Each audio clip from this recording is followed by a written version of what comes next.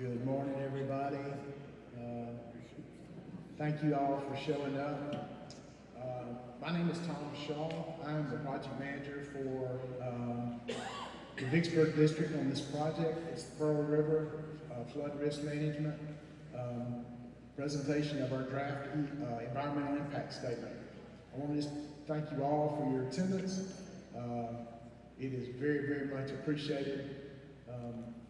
I would like to take just a quick moment to recognize any government officials that we have here in the audience that we may not be aware of. Anybody would like to be recognized? Thank you. Thank you. Thank you very much. I'm sorry? Jeff Corbin, Council District number 13. Thank you, sir. Jimmy Strickland, Parish Council. Great. Pat Burke, Parish Council. James Howard, Representative Egan's legislators. Thank you, ma'am. Chief Slider, Chief Liaison, Jeff Haley, Sandy Hillshot.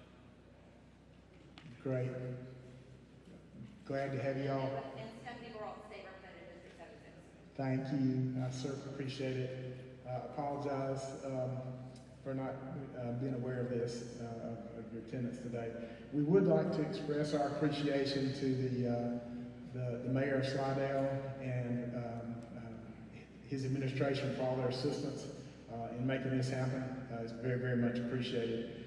So as we get going today, I would like to recognize the folks that are over here on the table to my left, to your right. I'll begin with Robin Colosimo. Ms. Colosimo is the Deputy Assistant Secretary of the Army for Project Planning and Policy Review. Mr. Eric Bush. Mr. Bush is the Director of Planning and Policy at Headquarters of the United States Army Corps of Engineers. Colonel Jeremiah Gibson, who's the Commander of the Vicksburg District. Keith Turner with the Rankin Hines Pearl River Flood Control and Drainage District. Brandon Davis with the Regional Planning Environment Division South. And then Troy Constance is right down here. Troy will, when we get to our Q&A session, he will be assisting us there. So the purpose of the meeting today is to give you an overview and to present the draft EIS topics and products. These public meetings are held as a part of the National Environmental Policy Act process. And so Mr. Davis will talk about that just a little bit later. So we've got an agenda, as you might guess. We'll be covering several things. The first thing we're going to talk about is a message from the Vicksburg District Command. Some of you may have been at a meeting that we held back in May of 2023 at Slidell High School, where we did kind of our scoping meeting. And so our commander at that time was Colonel Klein. Colonel Klein has moved on to another mission, and Colonel Gibson is our new commander. And so at this time, we'd like to go ahead and hear that video, please.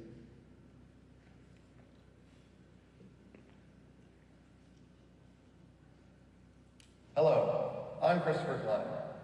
On the 7th of June 2024, the Vicksburg District published a draft environmental impact study, a pivotal step in our journey towards mitigating the flood risks plaguing the Pearl River Basin. Publishing the Pearl River Basin DEIS marks a significant milestone in our collaborative efforts with the community and local leaders to deliver a flood risk management strategy tailored to the unique needs of the city of Jackson and its surrounding areas. We're committed to providing a solution that manages flood risk and at the same time enables a wide range of additional benefits. It was an honor to lead the team through the publication of this important document. My time at the Vicksburg District, however, has come to an end as the Army's transitioned me to another role in a district serving our warfighters, allies, and partners in the Middle East. The good news, though, is that the Army chose a very capable leader to continue the good work in the district. I'd like to introduce Colonel Jeremiah Gibson. Colonel Gibson most recently served as deputy at the Mississippi Valley Division in Vicksburg and has been following the development of this plan for months. Colonel Gibson, Jeremiah, welcome. Thank you, Chris Klein, and for your dedication and leadership. To our partners, I assure you that the mission entrusted to us will continue with the same vigor and resolve. Together, we will navigate the complexities of the Pearl River Basin with diligence and foresight. For decades, flooding along the Pearl River has disrupted lives and livelihoods. Various proposals have been presented, yet none garnered definitive support. In July 2022, the Rankin-Hines Pearl River Flood and Drainage Control District presented a locally preferred plan to the Assistant Secretary of the Army for Civil Works, the Honorable Michael Connor. This set the stage for the Corps' involvement. Secretary Connor tasked us with bridging data gaps, identifying the National Economic Development Plan, and evaluating the merits of that plan. Through extensive public engagement, we've gained valuable insights ranging from the need for recreational areas, concerns about water quality, and existing concerns in the lower Pearl River. As we move forward, your engagement is critical. We invite you to attend our scheduled public meetings or submit your thoughts via email or mail. Your voices will shape the future of flood risk management in our region. In closing, I urge each of you to participate. Together, we can forge a resilient future for those who are affected by the Pearl River Basin and those who rely on its many benefits. Thank you. Okay, and so as we get into the presentation, you'll see there'll be several slides where we have information about how you can provide comments. We have a QR code that you'll be able to scan if you have a smartphone to be able to go directly to the project website, where videos of our prior public meetings will be are posted. Videos from these meetings that we're holding right now will be posted as well as transcripts. And the questions that we receive will also have answers associated with them. So that project website will tell you a lot of information about the project and where we are today. So there we go. And so the next thing I would like to talk about is this is the third of 4 meetings, public meetings that we held. We had 2 in Jackson, Mississippi yesterday. We've got this one today at 11, and then there will be a 4th meeting in the city of Monticello this evening at 6. I mentioned we want your feedback, we want your comments, we want your questions. There are multiple ways that you can do that. There is a project website that is, as I mentioned, there's an email address there for the project. Of course, you can use the U.S. Postal Mail right there.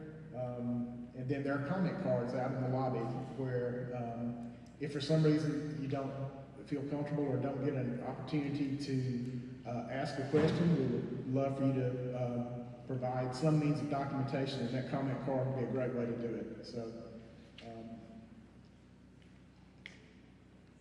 let me go back here. Okay, and so the way this morning we would like things to go is we'll conduct this presentation first.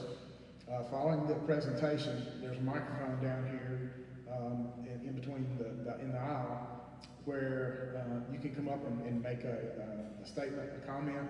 It'll become part of the public record. And when we do that, one of the things I would like to mention is to allow everybody the opportunity that desires to speak, we would ask that you limit your questions to about 3 minutes.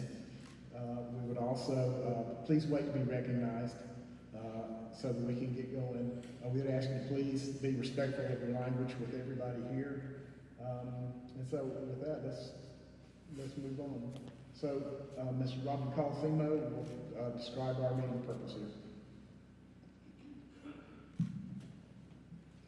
Hi everyone, can you hear me okay? Good. All right, my name is Robin Colosimo, and I am the Deputy Assistant Secretary of the Army for Civil Works. I work in the Office of the Assistant Secretary of Civil Works, and what's that all mean? My boss, Mr. Michael Connor, is one of 6 assistant secretaries of the Army, and he is an official of the Biden administration, and our small office oversees the Corps of Engineers Civil Works program. The work we talk about today is being guided by the direction of my boss.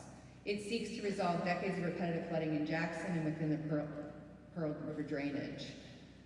The DEIS that was released is responsive to our prior public comment, including listening sessions in 2023, as well as prior peer reviews, but will benefit from additional work that we will hear and accomplish subject to these meetings, right? That's the purpose of these discussions, is to hear from you all about what we've released and what areas we need to continue to work on.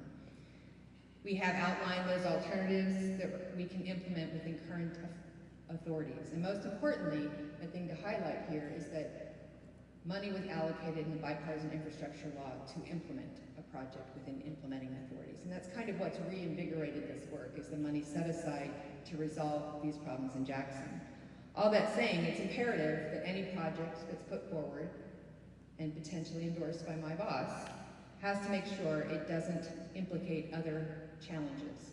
I know many of you are concerned about downstream matters, and the legislation specifically says we need to address those analyses, right? So look forward to hearing more about that. We also need to make sure that any work we're undertaking in a potential action dovetails with other investments that are happening in Jackson around water and wastewater improvements that are vastly needed. So all these things are front of mind for us on behalf of our boss and the broader agency. We want to hear more about the discussions today, your reaction to what you've seen, where we need to continue to strengthen those processes, and appreciate you taking the time out of your busy days to help us understand where you sit on these issues. Next slide. Just so fast. The next slide just talks about the public meetings that we're here for. We're holding 5 of them. 2 we've held already. 1 was virtual and 1 was 2 were yesterday, and then we're having 2 today. And then there's, Tom, do you want to hit the other places on here? All right. Thank you, ma'am. Next would be Mr. Eric Bush, who will talk about our review process. Thanks, Tom. Thanks, Robin. First of all, I want to thank you all for coming today and taking your time to share your questions, your comments, and your views on the alternatives that have been developed for this project. That's very much appreciated. I want to introduce myself. I'm Eric Bush. I'm the Chief of Planning and Policy for the Corps of Engineers, and I work at our headquarters. And one of my responsibilities is to provide technical and policy advice regarding civil works water resources projects like this one to our Chief of Engineers, Lieutenant General Scott Spellman, to Ms. Colosimo, and to ultimately Mr. Connor in the Secretary's office. And so as Colonel Gibson and Tom have already highlighted, we're in a public review process right now with the draft EIS, which was published last month in June. And so for me, this is the most important step in our decision-making process. We've got a draft report out there for you all to review and comment on. And so we will take all of the comments that we receive at these public meetings and through other venues, and take all of those into consideration before an action is recommended to the Secretary, hopefully later this year. If you could go to the next slide, please, Tom. And so here's where I want to just state the obvious, and that this project is about flood protection, particularly in the Jackson metro area. And when the Corps of Engineers talks about flood protection, we usually use terms like flood damage reduction and flood risk reduction. But what flood protection is really about is reducing human suffering, right? We understand the impacts of devastating floods on people in their communities and their infrastructure that supports them. And so there's also, of course, significant environmental impacts associated with flooding that we're seeking to ameliorate and address through this study process and through the project that we recommended. Our process requires us to evaluate a range of alternatives, and so you'll get an explanation from Brandon today and Tom about the alternatives that were developed for this draft environmental impact statement.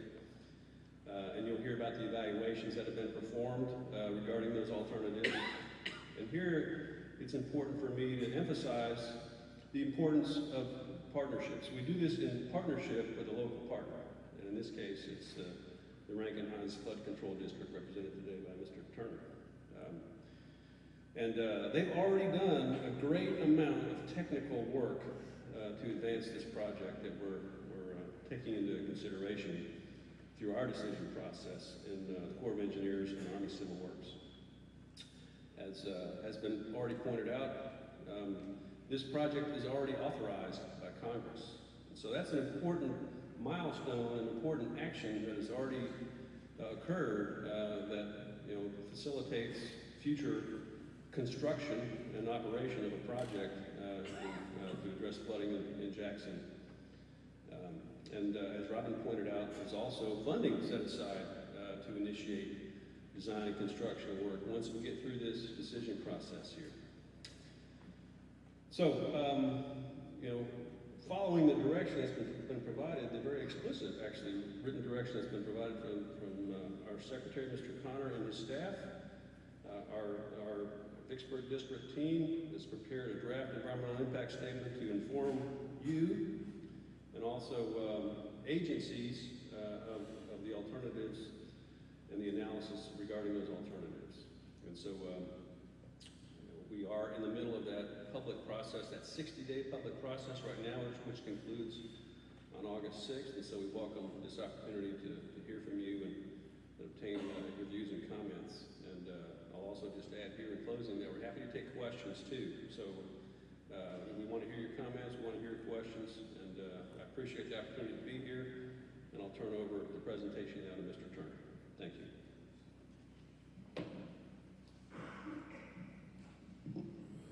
Thank you, Mr. Bush. A little bit of background. Some of you may be familiar with some of this. Of course, we've been down here before presenting some of this history when we were here in 2018. But Jackson has suffered from historical flooding problems from its origination. Many of you also experienced flooding down here. The Pearl is a very active river when it comes to flooding. Throughout the 60s, there was severe problems which prompted the levee construction, which I'll mention in a second. 79 was our flood of record, which was devastated our community. We had Interstate 55 underwater, which is the main thoroughfare. Downtown was underwater, and many of our neighborhoods. It occurred again and several years after that. More recently, we've had our number 3 flood of record in 2020, and then another one in 2022, so we're still very vulnerable. As you can see, that picture there, that's actually the lower corner is I-55. The levee was over top. That's right there downtown. So we had sections of the levee protected area flooded. Next slide, please. As I mentioned, in the 60s, the Corps was tasked with helping us deal with flood control, and they constructed levees in part of the area and also reconstructed the river, channelized it, and straightened it to help move water through the area. Again, 79 was a flood of record, and since that period of time, various entities, including Rankin-Hines, have been trying to find solutions for the area. We've looked upstream at dry dams, downstream at additional levees and things, and unfortunately, due to various reasons, objections upstream, objections downstream, we've been unable to find a solution that works for everybody at this point. The 2007 report was kind of the beginning of other concepts that also, unfortunately, did not move past that, but it was the core of where we picked it up. Core in the sense of CORE, not CORPS. We picked the project up, and then in 2012 we entered an agreement with the Corps of Engineers to conduct our own environmental impact statement under the law authority of WRDA 3104. So we completed that in 2018. As I say, we were here in 2018 presenting our draft EIS, and some of you may have attended that meeting. And then ultimately we finished the document and submitted it to the Corps of Engineers in 2022. And at that point in time, they picked up, and then you'll hear what they've been doing since that period of time. Next slide. One of the things, and this is less important to y'all, but we have tributary issues up there as well, and we're also trying to deal with those through other authorities. The counties and other federal authorities are funding various tributary problems, because not only do we have the Pearl River, but we have local flash flooding, as everybody does. Next slide. So the purpose of this, of course, is to find flood risk control or flood risk benefit program to deal with the Pearl River flooding in the Jackson metropolitan area. That's our authority. We're limited to that area, Jackson metropolitan area. And it causes, and some of you I know you know about the Ross Barnett Reservoir, so north of the reservoir where the rain occurs, it floods up there, it brings large volumes of water down, and then it comes through the Jackson area, which is fairly tight, and we have flooding as a result of that. I mentioned that we have critical infrastructure that goes underwater. I mentioned I-55, but also, which should be a concern of y'all down here, our wastewater treatment plant in 79 was flooded over top, and raw sewage was flowing for many, many months after that period of time, all the way down to Pearl. So those things are still and remain at risk. There's also quite a few environmental justice communities. The areas that flood first in the Jackson area are environmental justice communities. They're the low-lying areas, and they're hit first. They've had to move out multiple times because, of course, the Pearl River floods several times a year, and that they're often at threat whenever they see rain. They have to worry that they need to be backing up. So, next slide, please. Thank you, Mr. Turner. So, the USACE activities that are listed up there, of course, we were directed as a part of Section 3104.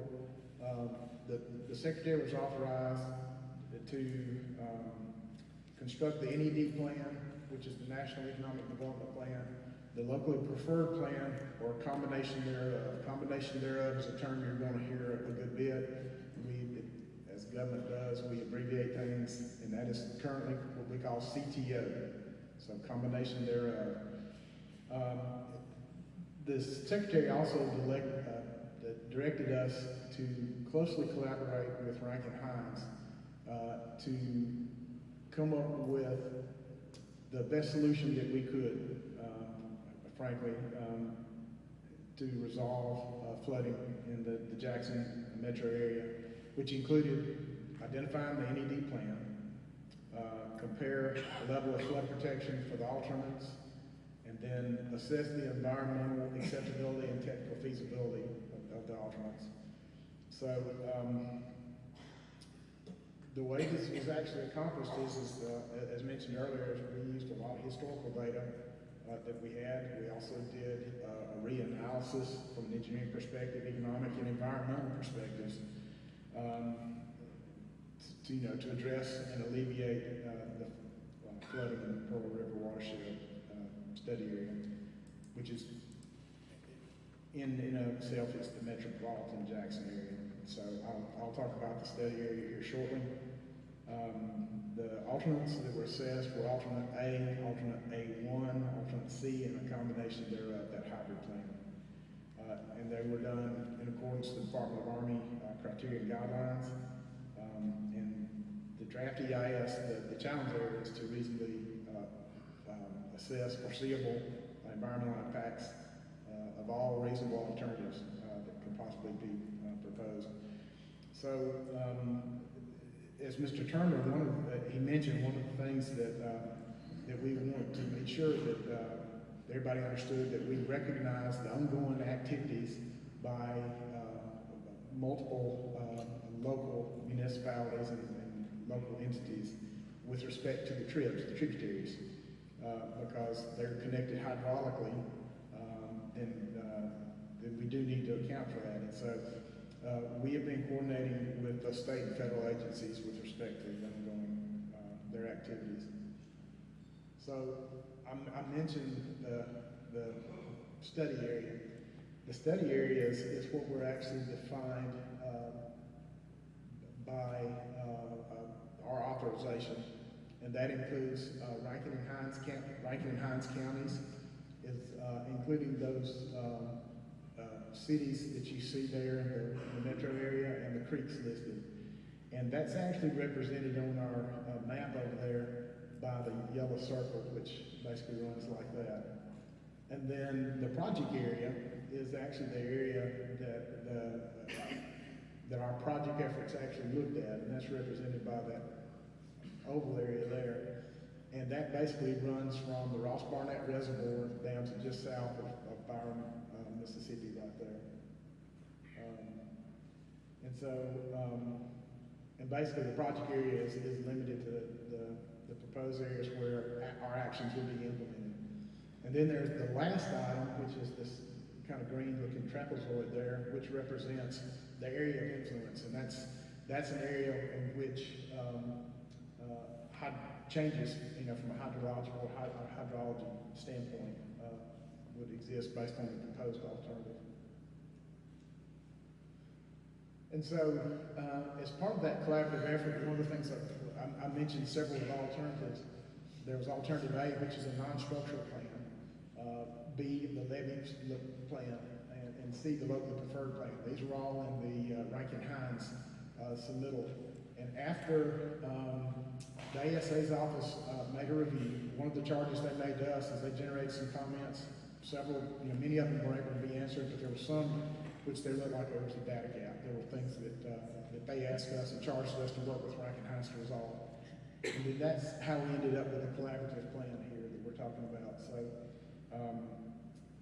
we were talking about a modified non-structural plan, alternate D, which is one combination thereof plans, which included the weir, and then alternate E, which was a combination thereof plan without the weir. Okay, and so alternate A1 is evaluated at the 25-year flood event, that floodplain.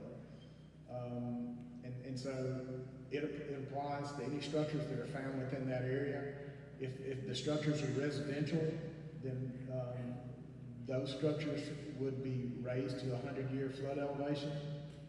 If it is non-residential, then there would be basically dry flood proofing to take care of that. And there is a possibility of voluntary property acquisitions, and I would point out that if that acquisition does happen, that the spaces will be converted to green space thereafter. So within the area for alternate A1, it was determined there were 143 structures total, and you can see the breakdown was 81 residential, with the balance being non-residential. And so, as I mentioned earlier, that we did have been identifying and working with the locals that are doing tribs work from a hydrology and hydraulic standpoint. The modeling did include the rainfall that actually falls on the grid within the tribs, and so that is entered into our hydraulic models. So it does include the tribs there. And so we talked about alternate C. Alternate C is the locally preferred plan.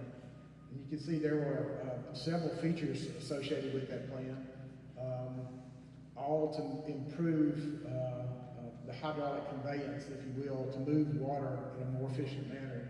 And so that included some excavation of what's called the channel overbanks. And basically, it's technically outside the channel. We're not changing the channel itself, but it really comes into play when you're talking about a 100-year flood event. It helps move water down. It also included demolition of an existing weir at the fuel water treatment plant, the construction of a new weir, and that weir would have been set at elevation 258, and included upgrades to non-federal levee around the Savannah Street wastewater treatment plant, and lastly would include some improvements to interior drainage that would basically be required because there'll be a permanent pool. All right, so moving on to the CTO. This is the, if you will, where the collaborative efforts really landed for us. And so we mentioned earlier that the combination thereof was considered from several different perspectives. One is that we were looking to see what we could do to lessen impacts and still get to a very, a solution from a flood risk management. And so one of the key things was that we determined that we could move the weir upstream, and that's the location of the weir. The original weir was further downstream here, but by moving that weir upstream, several things were gained in terms of we reduced the amount of excavation that actually had to happen. We avoided some known HTRW, hazardous toxic radioactive waste sites. Not that there was radioactive waste there, but I mean, it's HTRW, and so we always want to avoid and or minimize our exposure there. The other thing is that because we reduced excavation, then it is less than the mitigation requirements as well. And so the only difference between alternate B and alternate E is, like I said, the addition of that weir that's right there in D and not having it in E. One other feature that I would like to mention associated with D is there's some environmental justice areas that are within the study area. And this is an example of one at the Canton Club neighborhood that would need some help there because they are impacted. The other thing that's fairly interesting is that we determined that we could actually reduce the weir height. And so that weir now is at 256 elevation instead of 258. And so that actually helps our case a little bit. It also includes a modified non-structural plan, that modified A1. Okay, and that's basically alternate E. You notice there is no weir. So from the H&H impact standpoint, there are a couple of interesting things on this slide that I would like to point out is when you see this line, the blue line, bluish green, that line there represents the without project condition. That means the way it basically current exists with a 100-year flood event. And you'll notice this line here is, the lower line is the with project condition. And that is about 5 feet of water surface elevation reduction by having the project. And the weir itself is just south of I-20, so that's about the location of this weir. So this is upstream, moving downstream from right to left. And so there are several items of interest that are shown here. This is the Byron. Right there, when it talks about that it would raise the downstream water elevations of about 6 inches, which is actually represented here. A couple things that I would point out is one is that it is within the tolerance of the model itself, and that the areas that are impacted are already getting wet. It's just that there's an increased level of flooding. We recognize one thing that has to be done, that we're not there, it will be done at another phase, and that is sedimentation modeling. Okay, at this time, Brandon will talk about the environmental side.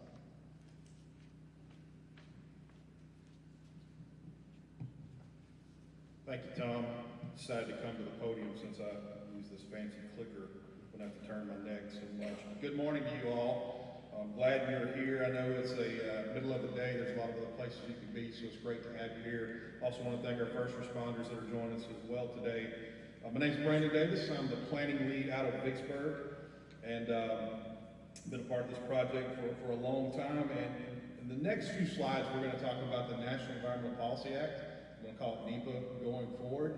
And before I do that, I want to set the table on a couple of things that maybe some of the questions that you have. Well, first and foremost, my commitment to you today is that we're going to address your questions and comments to the best of my ability. But if I'm not able to, we brought subject matter experts. We have them out in the foyer. You saw some of the boards as you came in. We have environmental subject matter experts, cultural resources, economics, HCRW. So we have a very good panel out there that could probably better suited to address the majority of your more technically sound questions. But we'll certainly do our best, or I'll do my best to address anything that you may have. Also, I want to set the table that we as the Corps of Engineers, we are a risk-informed decision-making agency. So what does that mean? That means that we take the information that we have readily available and we make assumptions and we move forward and we do the best that we can. Now, with that being said, we always are looking for ways to improve, and if we have to make adjustments, we do that, and we mitigate where we have to do that as well. One of the great things about NEPA that brings us here today is that as a federal agency, we are held accountable to disclose to you what we are doing. I think that is a benefit that we're able to come together, because what this does, this interaction and collaboration, allows us to produce a better product. I will say about this EIS, we as an agency, we are vertically aligned on the information that we have, but there's always ways that can be improved, and today is one of those ways that we can move forward on that. So I want you to know this EIS, the draft that we have out, that's what it is. It's a draft. There are some areas that we probably need to make adjustments to, and again, leaning on you guys to help us with that as we go, and there's additional analysis as we know what alternative is going to be selected. We're going to have to button up some issues. But this first slide here, we're talking about the habitat mitigation, combine my words there. And you know, mitigation is, it confuses a lot of people of what it is. And but kind of an elementary way of mitigation is that if I take something, I damage something, I replace it with something else, okay? And that's a very elementary approach to that, and it's a little more complicated, but just the general idea of what mitigation is we're trying to replace and put back in service something that we had to take away for a project. So I want this first table here to give you an understanding of what we have is that this table here basically shows the acres impacted based on the alternatives, the alternative D and alternative E, and also the AAHUs we'll talk about in a second. Now you'll notice that we don't have alternative A up there, it being a non-structural alternative. Our team felt like there wasn't any type of impacts that was going to be to the environment with a non-structural plan. But looking at alternative C, which was the original lake plan, and then the combination thereof, as Tom was talking about, the CTO. Alternative D is the CTO with the weir. Alternative E is the basically the same project minus the weir. So you see here the various types of habitats. You have open water, forested uplands, and things of that nature. I want to point out that when we do mitigation, this is not a one-to-one type exercise. So, you know, the value of what like a Tupelo swamp or a bottomland hardwood swamp, the value of that mitigation more than likely is going to be higher than what you would see on open water. So that's why we rely on our team to help us determine what those mitigation numbers would be. But getting back to this table here, as you can see, the acres impacted for alternative C, you can see, I'm not going to read those off to you, but you can see how they are much more than, we have substantially less acres impacted with this combination thereof plan, either alternative D or alternative E. And also, so that's the acres impacted. So then the next thing we look at is the AAHUs. That's a mouthful. So what is that? That's the average annual habitat unit. And that represents a function and values of a particular habitat, okay?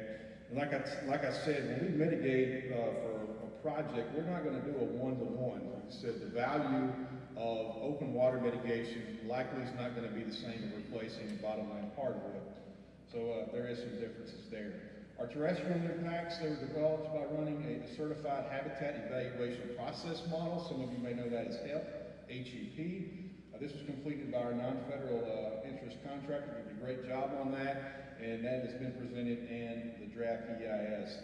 One thing I do want to point out, and I talked about that a little bit earlier, we are still developing I didn't say this, but we're developing a mitigation plan for this study. There's some things we need to know what path, what direction is going to be selected by the Secretary, but we are working to have that completed, and that will be completed before any construction activities are scheduled to take place. All right, so this next slide, this falls under the NEPA umbrella as well, threatened and endangered species. As you can see here, there are 8 listed species within the area that we're looking at. Our team did a great job of collaborating with U.S. Fish and Wildlife Service when making these determinations. There was collaboration hand in hand on this, so the determinations that you're going to see that I'm about to talk about wasn't something that was independently just thought up by the Corps of Engineers. We had help from our sister agency as well. But what you see here, you see this LAA and this NLAA. The LAA is likely to adversely affect, but not likely to jeopardize the continued existence of. There will be impacts to the habitat of these species, but as I said, not likely to jeopardize the continuing existence of that species. And then in LAA, not likely to adversely affect. So you can see how these are laid out based on the various alternatives. Again, I want to point out to you, you're not going to see this for alternative A, the non-structural plan. It's only going to be for the CTO with the weir or the CTO without the weir. As you see, you'll notice that the impacts are the same for alternative C and alternative D, the CTO with weir. They have the same impacts. It was assumed that, like alternative C, the construction of the weir could likely eliminate some of the riverine habitat. A velocity analysis is something that has to be conducted for alternative C, and we are going to be doing that to better understand the impacts the CTO would have on a riverine system. There's some people that are interested in Gulf sturgeon and various other species. That's something we want to make sure that we are fully understanding how that riverine system is going to be impacted. Alternative E, the CTO without the weir, with slightly different impacts. The river channel, even though there's not going to be a weir, there is still going to be some impacts, you can see, to some of these turtle species, because there's going to be some excavation of the banks. Turtles really rely on the banks for various mechanisms of survival, so there will be some type of impacts to the green sawback, and then also I believe it was the pearl map turtle. There will be, as you can see there, the LAA as determined by the Corps and the Fish and Wildlife Service on that. A biological assessment has been prepared by our team. It's been submitted to the Fish and Wildlife Service with the above terminations that you see here on the slide. And our consultation is continuing to ongo, and we're anticipating that to be completed by the release of the final EIS. Again, we've had very good collaboration with our sister agency in this process. So next slide is cultural resources. And all alternatives that we have listed here has some type of potential effect with cultural resources. Cultural resources are all around us. Most of the time we don't think about that. It can be a historical, some type of a Native American, or there's various things that we don't really know where they are. We find them sometimes by accident with some of our projects. So cultural resources around us is something we take very seriously in the Corps of Engineers. Our team is currently negotiating a programmatic agreement with the State Historical Preservation Office, the SHPO, tribal nations, and other stakeholders. So what is a programmatic agreement? Well, really it's a plan of what you're going to do to address any impacts programmatically. So if we know that we're going to do alternative D, the CTO with the weir, we'd have to go and talk with the SHPO and say, okay, so what are the potential areas? And then some of the things with the SHPO is they may look at the historical structures that are out there as well. So it's a big array of things that we have to look at. But our team has done a great job of having regular consultation meetings to reach an agreement. And they actually had a call yesterday, a very successful call yesterday, and that PA is expected to be signed before a record of decision has been executed for this project. Tribal resources, similar, it falls under Section 106. It's a policy of the federal government to consult with federally recognized tribal governments and nations. Currently, there are no tribal lands or rights within the project area, but we're going to continue to consult with our tribal partners in case there's any type of protected tribal resources that we haven't identified that we need to work with. So the next slide is environmental justice, and this is something that some of us, I know me, I've had to do a lot of homework on this one, and really credit to the Biden and Obama administration for pushing this, and they've done a great job of making this recognized and helping us do a better job of serving our communities. But what is environmental justice? So it means the just treatment and meaningful involvement of all people regardless of income, race, origin, or disability, giving everyone a voice. Not us as the Corps finding cheap land and going and pushing people off of it and building a project, making sure that everyone's treated equally and has a voice of what we're going to be doing. So it's something that's very important to us, and I'm glad the administration is taking those steps. What I want to point out is for the no action alternative, so the current conditions that's going on out there, there's about 773, 800 structures somewhere in that neighborhood that are in EJ areas of concern, okay? This being the Jackson, Mississippi area, Hinds County, part of Rankin County. It's about 800, close to 800 structures in that area. A vast majority, about 143 of those structures are within the alternative A1, the non-structural plan. One thing I do want to point out down here, and Tom mentioned it a second ago, talking about structural inducements, and he's talking about, some of the potential error in the model. When you see this number here, this 52, that's not 52 new structures that are getting wet. That's 52 structures that are currently getting wet with the current conditions, and that's within the EJ areas. So what does that mean? So basically we do the project and it's still happening. We're going to have to mitigate for it through some type of non-structural solution, being elevations or dry proofing or some other measure that way. But again, I just want to point that out to you for any concerns that you might see, because that is kind of an elephant in the room. That's not 52 new structures that are getting wet. That's already been involved with that. I think the important thing to point out is that we're not just here over, I know our comment period for the NEPA process here is going to end in August, but we're going to continue to be reaching out to our EJ communities through the next, I think, 2 or 3 meetings coming up throughout the summer and the fall. We want to hear from them and answer their questions. There may be some individuals that didn't have the ability to join us for these public meetings. So the EJ outreach is something that's going to continue to be ongoing. And our next slide, we get to the recreation component of this. Recreation makes up about $5 million of benefits for this project.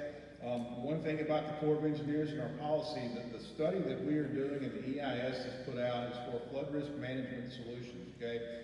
This is not a recreation type project. 50% or more of our benefits have to be derived from one of our major missions, flood risk management in this instance here, before we can account for recreation. We do have that with alternative C and the CTO. Obviously, recreation is not going to be included for anything on the no action or a non-structural plan, but like I said, it would be for C and then for the CTOs. We do again have benefits up here in the Jackson area. If you've ever been to Jackson, you know there is no public ability to reach the Pearl River. There is some ways of getting through the Florida State Bluff through Mays Lake, but there's really not an easy way for the public to have access to that river as far as boat ramps and things go to that nature. So we do see benefits for C and the CTO, but we also have recognized that there's potential impacts to the Florida State Park over there. So the area, for those that are interested that have potential impacts, is going to be on the east side next to the river. There's some inducements. Now these are lands that are already wet when the high water events are up. Don't mean to sound caustic in that, but I don't care about that. But what I'm saying is that if this project was selected, the CTO with the weir was selected, we'd have to go through steps working with the park services to make sure we're mitigating and doing what we need to do.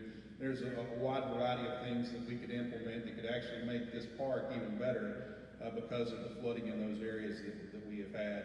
So again, the goal is to avoid and minimize, obviously, but if we can't, we mitigate as necessary to make it better.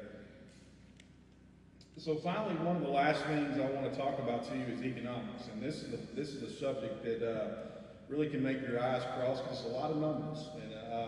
But I want to tell you the so what, so you understand what we're talking about here. This is a summary slide, and in a moment I have a full table that you'll be able to see. But we have all the alternatives that Tom was talking about a little bit earlier, and you see the project first cost ranging from $487 million to $655 million.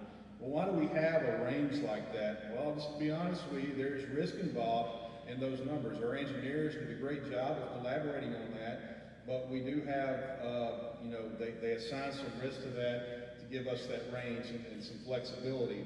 Currently, those numbers are going through an agency technical review.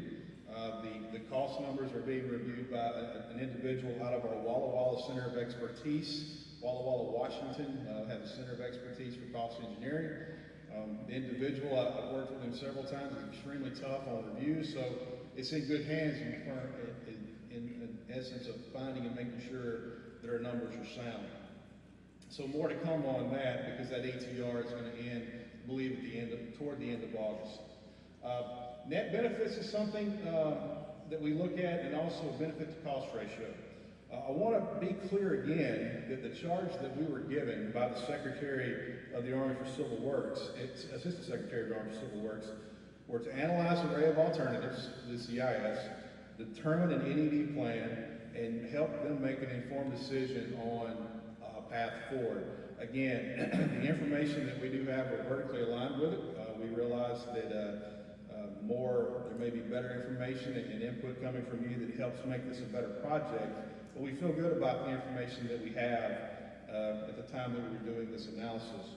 So when we talk about an NED plan, National Economic Development Plan, okay? And really what that means is we're looking for the project that's going to provide the most net benefits, and we're also looking for the benefit to cost ratio being above unit year one. Now benefit, just a simplified version of that, you know, you have a job and you go to it and you're paid a wage. That's a benefit of you having that job. So you would think that, you know, if you want to maximize those benefits, you want to get as much as you can, right? And that's kind of an elementary approach to thinking of net benefits when we're looking at an NED plan. Now, down here on this benefit to cost ratio numbers that you have, you see what we're going to do is we're going to take our benefit number provided to us by our economists, then we're going to take the cost of that project and divide that, and you're going to come up with a number.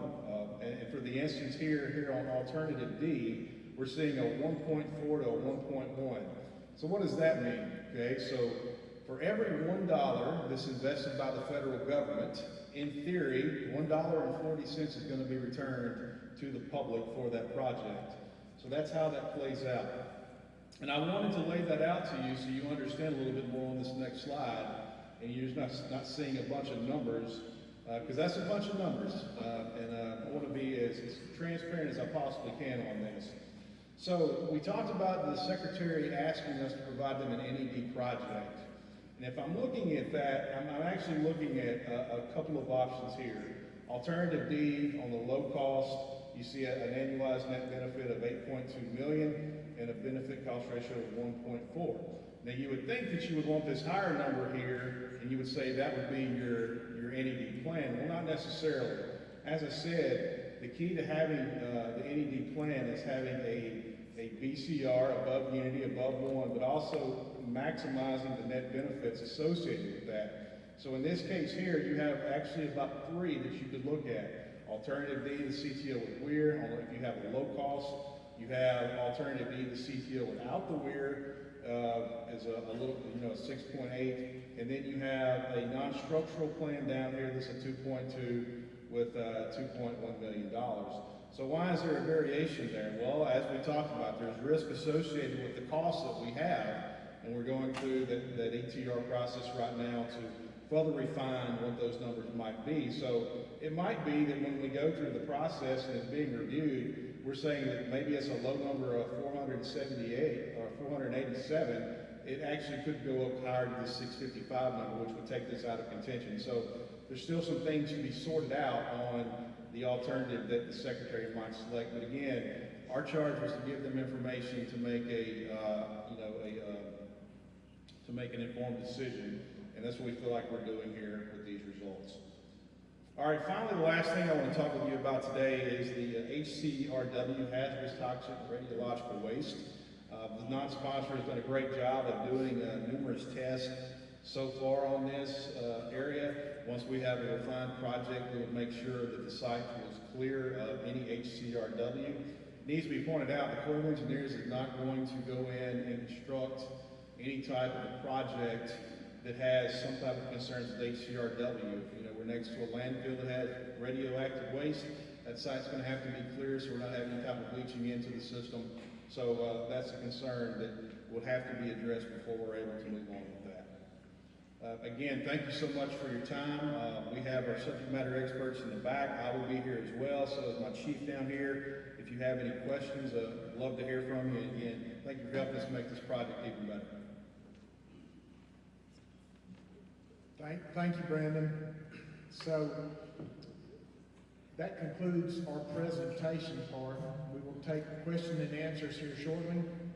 And then if your question is more of a technical nature, we may ask you to go back out into the lobby where our subject matter experts are to get a little bit better information. And not knowing how many questions we may have, if we can't get to everybody, I would ask that one of the 3 methods that we mentioned via the website, the project email, or even the U.S. Postal Service. We would really, really like to get your comments and feedback. So the last thing I will talk about is our timeline, where we are today. As you've heard, our comment period for the public is through the 6th of August. Once that period ends, then of course we will begin addressing those public comments. We anticipate that taking basically a couple months to do.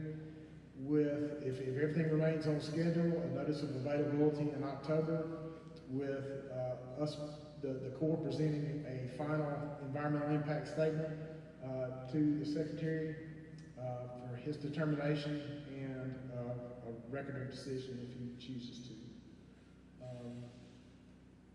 And so now for the question period. So I would just ask if Mr. Constance is going to come up, and if you have any questions, if you would step to the microphone, and I would ask that you please state your name for the record. And just remember, we want to try to give everybody an opportunity to speak, so try to limit your questions to about 3 minutes. Sure. Thank you. David Kugel, Parish Council, District 9. My district basically borders the Pearl River.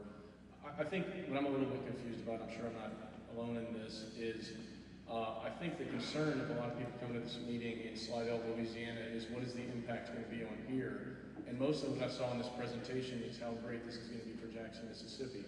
When you're talking about how great it's going to be for LaFleur Park, people are worried about how this is going to negatively impact here, and I don't really see that addressed at all. Right. And so from a hydraulics and hydrology standpoint, the modeling determined that the influence, if you will, is basically, it goes within the tolerance on the model once you get about 5 miles north of Monticello, Mississippi. So from an H&H standpoint, there should be no impact downstream.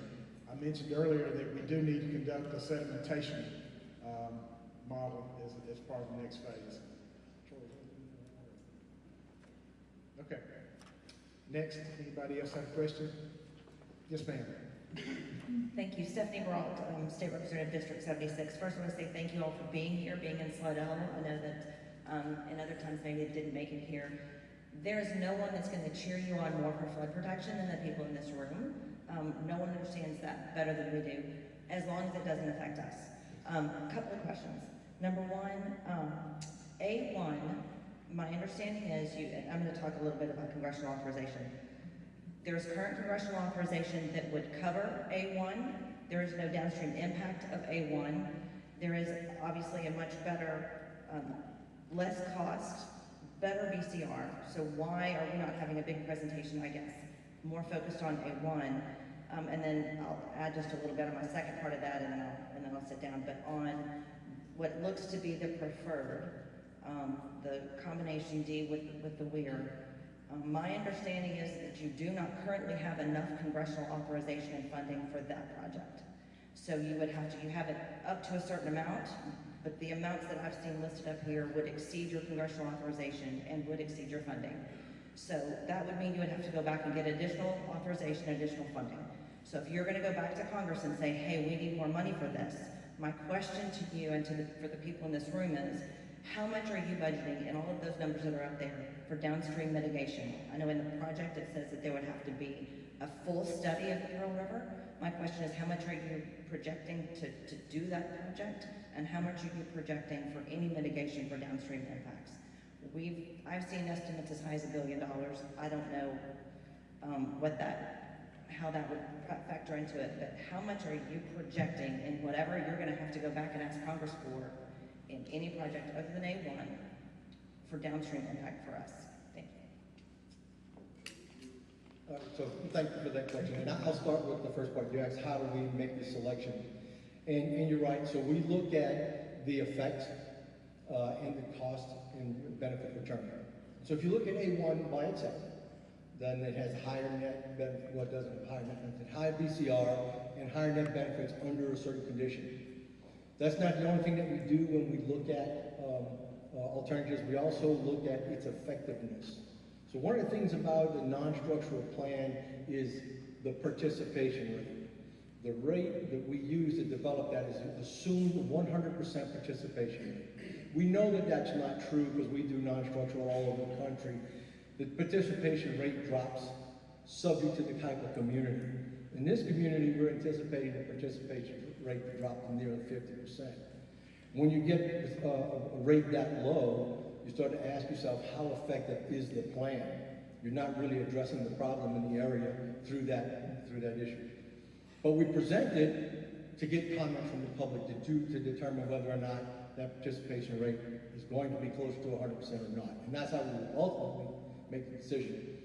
When you're looking at effectiveness, how much damage and how many structures you're actually going to be able to pull out of the current damage, you start to see that the structural plans are generating more direct reduction in damages. And so that's kind of where we are right now. We won't be able to make that final decision until we complete the public comment period. So to your point about the indirect impacts downstream, so that's one of the things that we did. We ran a hydrologic model, and we ran it many miles downstream. What we saw is that right at the face of the weir, there's about a 6-inch rise in water surface elevation, and I'll come back to that too. And then it very rapidly drops off to about 3 inches, almost to nothing. By the time you get just north of Monticello, it's almost nothing, even in the model. And when we talk, it's a computer model, we talk about the ability of the model to predict, and there's a range of certainty in which it's in there. So it's within that 6 inches of certainty. So what does that really mean? It could be plus or minus 6 inches. So if it's minus, it means there's nothing there, and there's nothing all the way downstream. Or it could be 6 inches higher. But we take that seriously, and we assume that there is an impact, and that's why you see we're including additional structures in the non-structural component of it to take those structures and bring them out of that inducement. As we're seeing it right now, the influence of the project, and not to say that there aren't issues that are going on throughout the river, the implementation of this project does not have effect further than 5 miles from Monticello. And so there's no additional, at this point, no additional mitigation requirement in the plan. However, as we advance the analysis and we continue to look at it, that may change. We may have to start doing some things downstream, but at this point, we're not seeing significant downstream influence. I'm sorry, one follow-up question. Sure. This was all talking about high water. I'm talking about low water. I'm talking Right. about in a low water scenario, downstream impacts. Okay. So for low water, we need to maintain the amount of water that's naturally in there. So we look at what's the hydrograph, and so with rainfall events, the hydrographs change up and down. So we look at an average hydrograph, and we say we have to maintain that amount of water going downstream. There's a low flow structure incorporated into this weir to ensure that the amount of water that you'd see in an average hydrograph continues downstream, so we're not having an impact. When the weir is in place and you do have a flood, it gets completely submerged, so you don't. It's not like it's not even there. It's just helping convey the water through that tight point. So there's provisions in the plan to ensure that the amount of water needed downstream remains the same as it is today. I'm going to acknowledge one other point the representative made. You were talking about additional congressional authorization potentially. You're correct that Congress has authorized a plan already with an associated cost. And so through this process, if we recommend a plan that exceeds that authorized cost, plus inflation, plus 20%, which is what the rules are, an additional congressional authorization may be needed. So I just wanted to acknowledge that.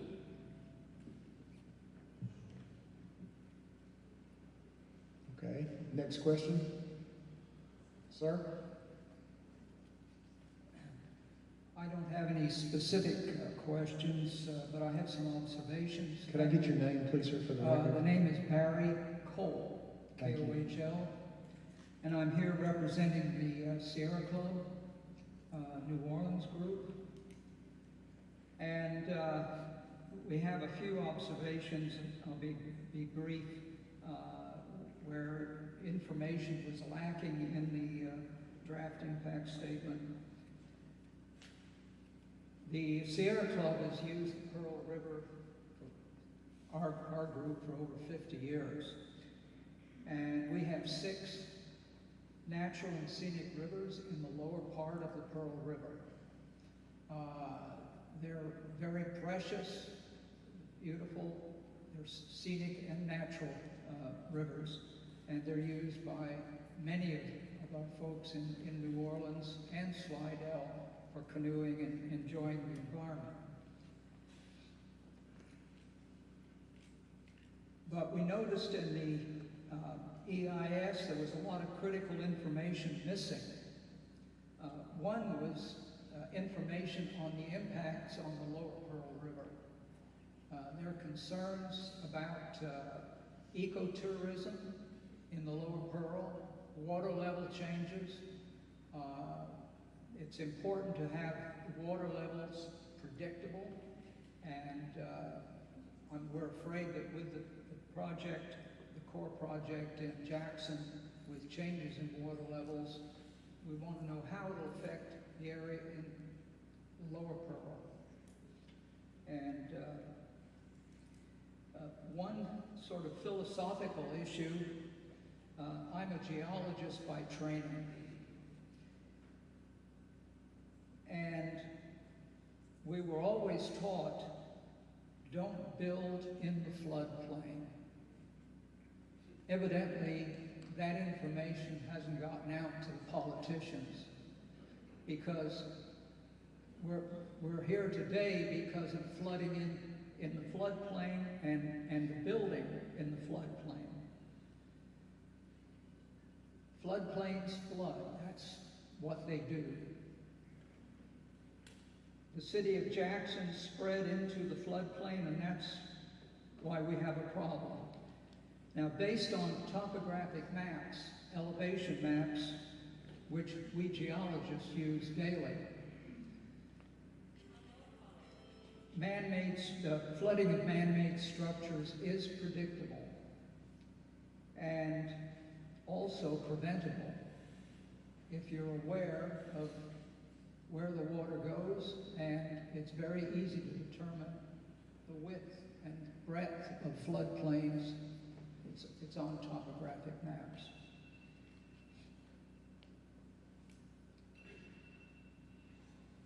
Developers like to build in floodplains because the land is cheap and the profits are high. Also, they're usually helped by their political allies. And those of you with the Corps have I'm sure, heard a lot from politicians who have vested interests in potential Corps projects.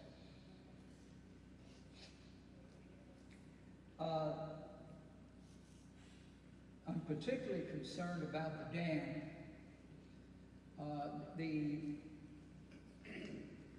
Pearl River Navigation project, which was built by the Corps, the dams and locks, back in the 50s.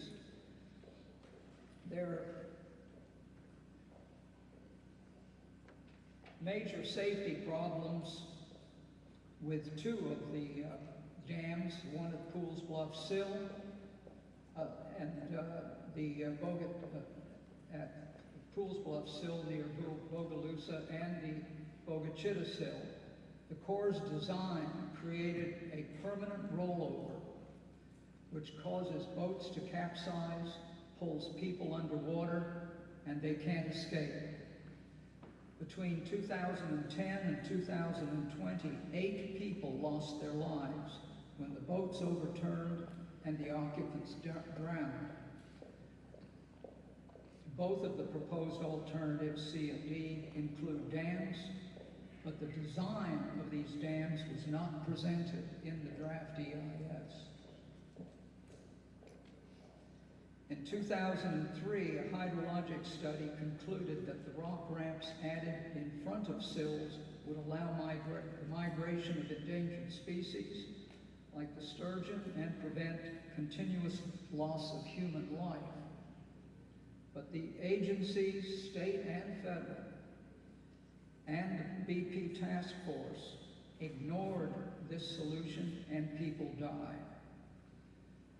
There has been no removal of the dams, even though the Pearl River Navigation Canal and Locks project has been deauthorized.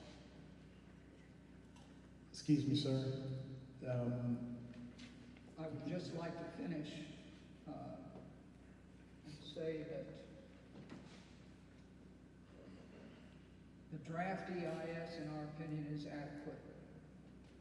There are whole sections of information that is missing, which has been recognized by the Corps in the main document. Of the alternatives presented, we support alternative A1, the non-structural plan. It proposes elevation of homes, flood-proofing businesses, and offers voluntary buyouts in Jackson's flood-prone area. And it doesn't expand development into the floodplain. Thank you, sir. So those are some of the observations. We will be submitting very detailed comments before August the 6th. And one concern that we have, will the final EIS have a comment period for the public? Or will Yes. this be all after the fact? Yes, it will. It will have public comments? Yes. Okay. Because much of the information that we're concerned about does not appear in the draft. So we'll be reviewing the final, and we would like to see that the omissions in the draft are now in the final EIS with all the necessary information for us to determine whether the project's going to be beneficial to the public. Thank you. Thank you. Next. Sir. I'm sorry.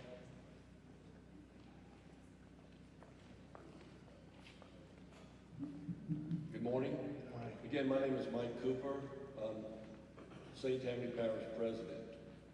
And I represent not only East St. Tammany Parish, but our entire parish, which is made up of 275,000 people. And I want to reinforce some of the comments that were made earlier, but briefly, we believe that the interests of our parish are at risk with any plan that may affect downstream water quality, water quantity, and habitat. And we have previously expressed our concerns to the Corps. We feel that sustained and adequate flow during low flow conditions in the Lower Pearl Basin are critical to estuary health and to support robust recreational and commercial fisheries in St. Tammany Parish and St. Bernard Parish. Again, I'm here on behalf of our citizens. We have members of the Parish Council here as well that have already expressed concerns, and we will be following up with a formal letter with regard to this. Thank you, sir. Thank you. Sir, next.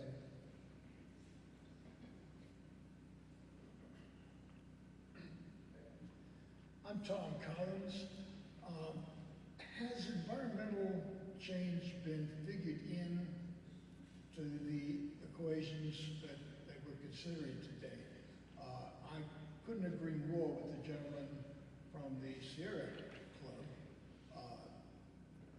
Building our way out of this is not an option to me because conditions are going to bring more water as time goes on. We're seeing it locally, of course, and we're seeing it all over the earth.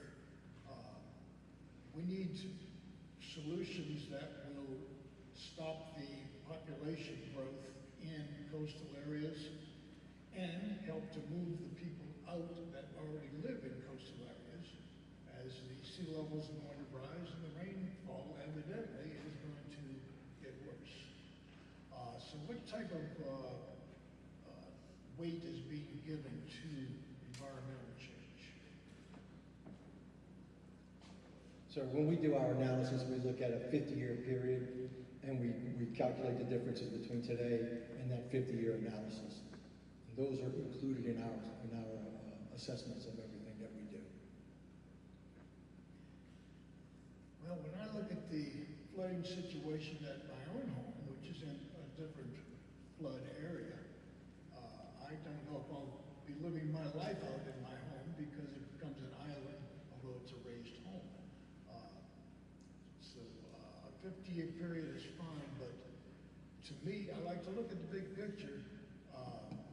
50 years is a short period of time where man's concerned. Sir, if I could, are you referring to like climate change, things of that nature? Those you're asking about? Yes, sir. So we have individuals, and actually part of the ATR review that I was talking about right now, we have a climate change reviewer on there reviewing that. So that is one of the things that we do consider now in our studies is the climate change and the impacts that could have in a study area. So hope that answers your question. If not, like I said, the subject matter expert would talk to you a little more in detail about that if you'd like a little more information. Thank you. Yes, sir. Thanks, sir. Next. Good afternoon. Charles Allen here with the National Audubon Society. Thank you. Thank you all for this opportunity.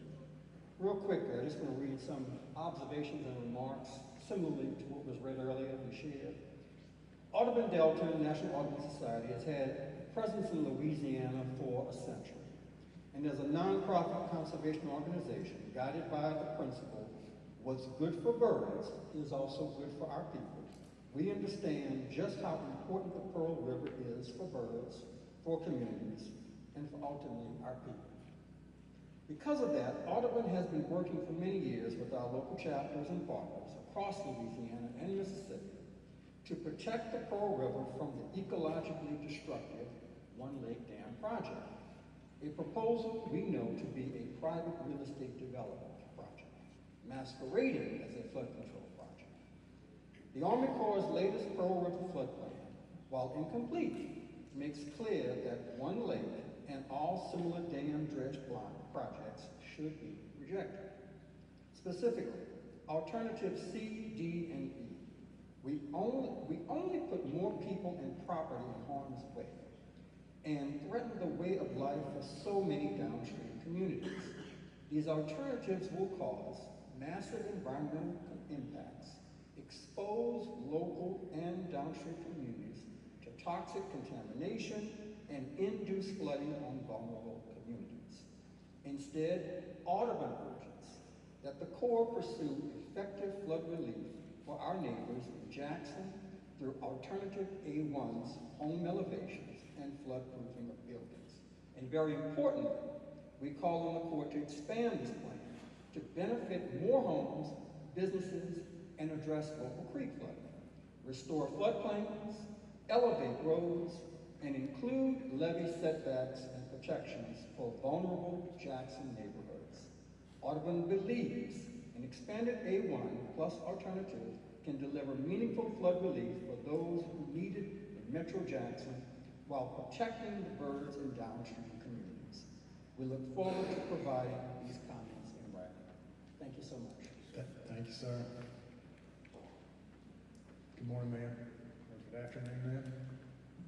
Good afternoon. I'm Sharon Hewitt. I'm the former state senator in this area that represented the citizens that are here today. The people in this room are very much against this project. And it is because of, as you heard, the concern is the downstream impact. We held a number of legislative hearings in 2018, and Mr. Turner and his levee district team were there, and we talked about what you all are calling Alternative C. And the state of Louisiana, namely like the Louisiana Department of Wildlife and Fisheries, the Louisiana Department of Environmental Quality, the Coastal Restoration and Production Authority, the Louisiana Department of Transportation and Development, all worked together to provide a comprehensive response at that time during another public hearing part of the process to talk about our concerns from a technical standpoint of what you are proposing. Now, I know that you're obviously leaning towards the D, CTO, with a weir, it sounds like. And it's not that different from, as I understand it, from C, other than the weir, you're moving the weir up and you're not dredging as much of the hazardous waste area.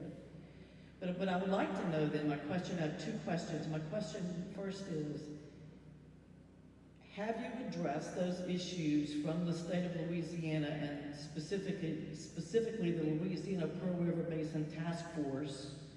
Those issues that we raised in 2018, many of which are relevant still for alternate D, have you addressed those?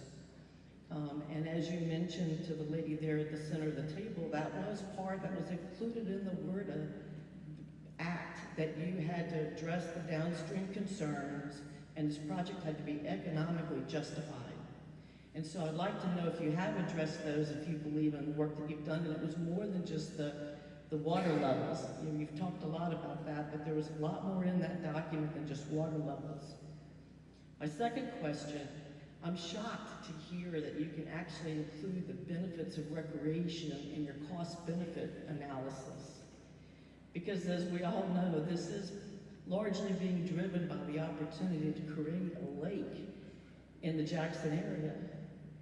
And so I would like to know if this project can meet the muster of 1.0 cost-benefit ratio without recreation being included in the calculation.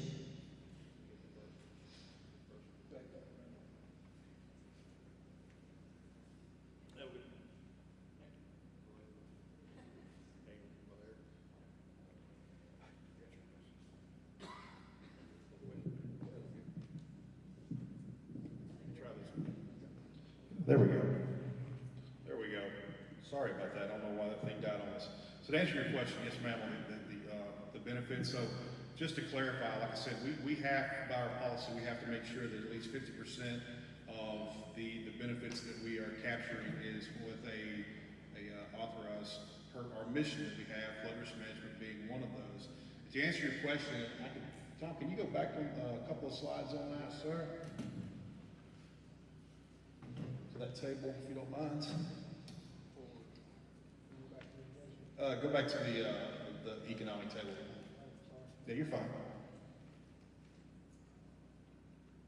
Okay, so if you notice, you have alternative D and CTO. I'm sorry, I'm getting too loud with this. You have the alternative D CTO with weir and alternative E CTO without weir. Thank you, Tom. So the difference in the two here is about $5 million, and that is taking out with the weir. You're not going to have the same type of recreational benefits that you would have because you're taking away some of the shoreline type recreation that you would have with that weir not being in place. Really, you have the same type of riverine channel lining project, kind of what you have now. So when you take that weir out and you're not having as much pound of water, it's about a $5 million difference. So from right here, you can see 27.7, and I'm just going to assume the high number, like so we're talking about the risk here. 27.7, that's with the recreational benefits, and that goes to 22.4. So do the arithmetic, it's about $5 million. So going back to the whole NED thing that you were mentioning about, taking that away, the CTO without the weir, depending on the cost, whatever the cost comes out to be, you're still above unity on both projects based on the flood risk features that it helps with. So I hope I answered your question on that. I do have Ben Logan in the back, our economist, will be glad, and I'll be glad to talk to you as well afterwards if you have any more questions. Thank you. Hello, everyone. My name is David. Excuse me just a second. Yes. Thank you. Okay. Yes, sir. My name is David A. White. First and foremost, Can you get a little closer to the mic? Sorry. Thank you. Is this better? Yeah, absolutely. Thank you. Okay. Sorry, I'm too tall. It's all right. My name is David A. White, and first and foremost, as I submitted before in similar hearings, just to say this quickly, the One Lake concept is an ecological disaster to the aquatic communities downstream, and in my opinion, the professionals who seek this lake must show how no downstream wildlife communities will be significantly ecologically impacted. Now a little bit about me and this story and why I'm here today. My background first. I've lived in New Orleans since the middle 1970s. I came to the city to attend Tulane University, ultimately receiving my PhD there in 1979. My research, thesis, and dissertation work were all within the wetlands of southeastern Louisiana. I wrote a monograph summarizing the state of knowledge of the water ecology of acid streams in southeastern Louisiana, and acid streams in the southeastern United States, of which the Pearl River is one. Specifically, my dissertation research topic was a landscape plant community study on the entire west to east Pearl River basin within its southernmost 25 miles, covering the transition from hardwood wetlands down through into the southern saline marshes. I moved next door to Loyola University in 1983 to begin a teaching and research career that has kept me in and associated with its departmental biological sciences for the past 41 years, the last with emeritus status. Over this time period, I published and orally presented several other research studies on the lower Pearl River Basin, often with student authors. I am considered in this region of the state a top natural historian and wetland scientist, having presented professional lectures, talks at meetings, and public lectures across the country and literally the world. From this short biography, I know the lower Pearl River Basin like literally back of my hand. I understand its ecology, its need for conservation, and what it intrinsically presents to the average regional citizenry if they choose to explore that area. I know for certain that the Pearl Basin is on top for least disturbed of all coastal plain streams emptying into the northern Gulf of Mexico. I want to repeat that again. I know for certain that the lower Pearl River Basin is on top, the number one, for least disturbed of all coastal plain stream systems emptying into the northern Gulf of Mexico. I know that basin is continually under ecological, hydrological, and geological threat from human activities, period. I am now very old enough to understand and have even witnessed the changing knowledge baselines of each generation that visits this wetland complex. Impacts by humans continue and each user group comes up with only what they see first as their baseline, not having experienced prior impacts, and so ignorance of the creeping damage results generationally, leading to ever more degradation.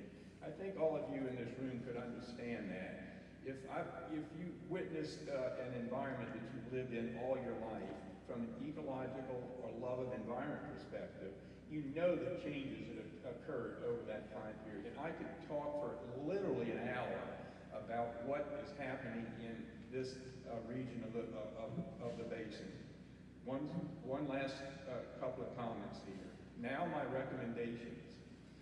The only environmentally and ecologically rational route in this matter is outlined by this Pearl River Riverkeeper organization, who state that the Army Corps of Engineers should consider their own incremental approach to the Jackson flood risk management as the one to follow. And we've heard that that has been recommended by a number of different individuals and organizations. Riverkeeper, now quoting, guidance recommends an incremental analysis, a process that examines stages of plans or project features that determine their incremental costs and benefits.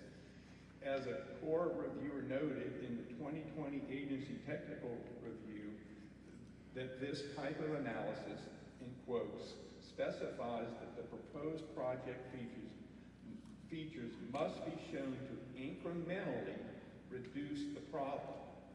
Still quoting, it is unclear how construction of the weir and impoundment of water reduces the risk to the adjacent communities. The existence of the 1,500-acre lake does not create any additional flood storage capacity or conveyance capacity. And then finally, quoting, the Corps reviewer recommends starting with the features with the greatest risk reduction and then adding additional features while documenting the incremental benefits is the way to go. An incremental analysis could include many of the options already studied by the Corps of Engineers. And finally, put another way, most up to date, I would support A1, alternative A1, in the Corps' DIS. With due respect and a lot of work from everybody here, I do appreciate having the opportunity to make a few Thank you, sir.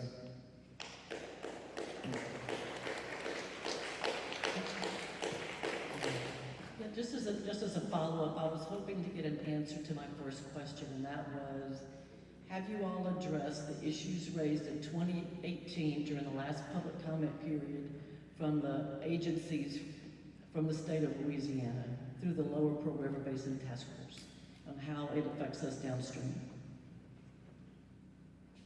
Ma'am, as I said, we looked at the existing conditions as they are today. We tracked the water, seen water surface elevation changes. We tracked them down to just above a mile. So thereafter, water surface elevation changes and velocities go to nothing. We are also looking at doing a sediment model in subsequent phase here to determine if there are any additional impacts downstream of that. So, and I know there's a lot more in there, but I think that would take a little bit of conversation between us and we can.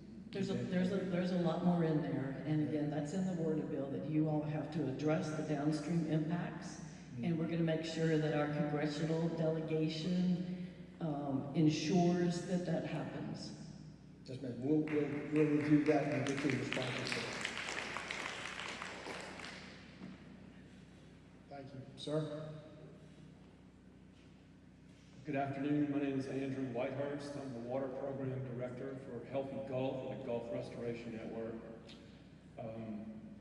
As I stated yesterday, my main question for Secretary Connor is this: how can he issue a record of decision to approve a project and then wait until the pre-construction engineering and design stage to determine the cost of things like wetland mitigation, toxic waste site remediation, modifying bridges, moving utility lines, and initiating sediment and water velocity studies, all those things that we don't have in front of us in this DEIS. From my reading of the DEIS, it seems that the Army Secretary has put us lake opponents in a box because he can issue a record of decision without having all the studies completed and costs reported. Can he do this? Ms. Carlson.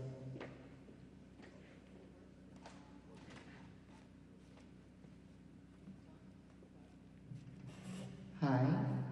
Hey, Andrew, thanks again for mentioning this. You handed me a paper, as I suggested yesterday. I need you to submit it. Officially, the answer right now is we've made no decision, Assistant Secretary's Office. My job, overseeing the Corps with my partner, Eric, and others here, is to hear from the public, see where we land in the FEIS before any decisions happen. There is no predisposition by my boss. We've given direction to the Corps on the work to do. Part of that is this public process.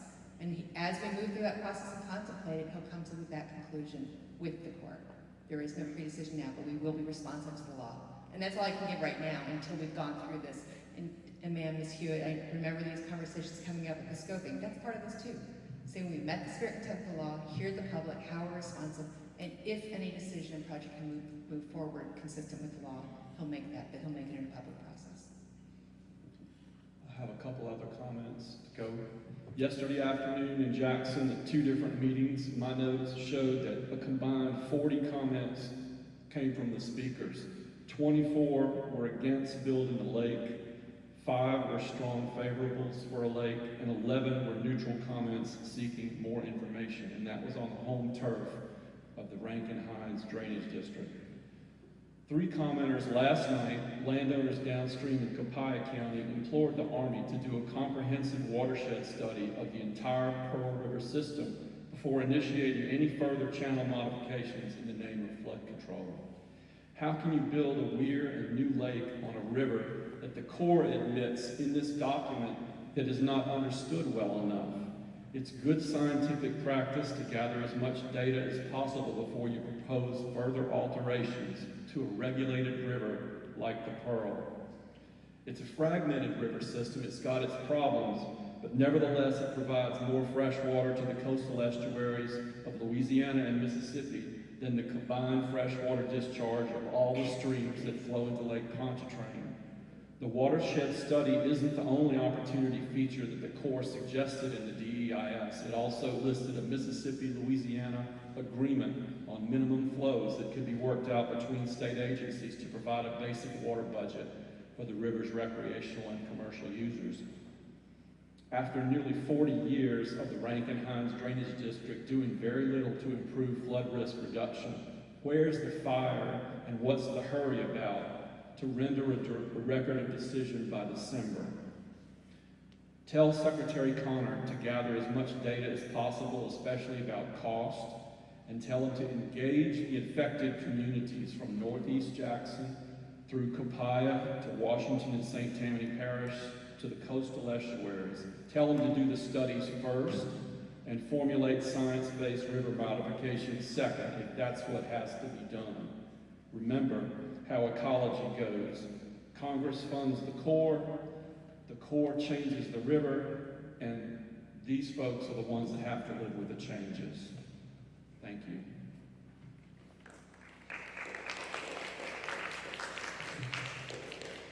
Next.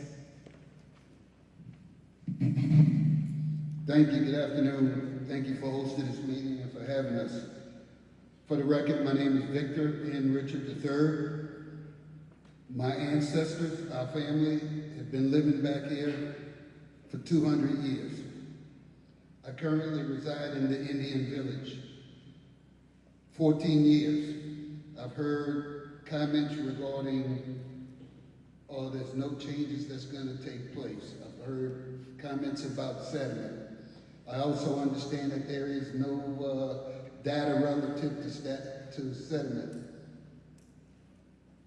There is something going on with the river currently without this project even taking place.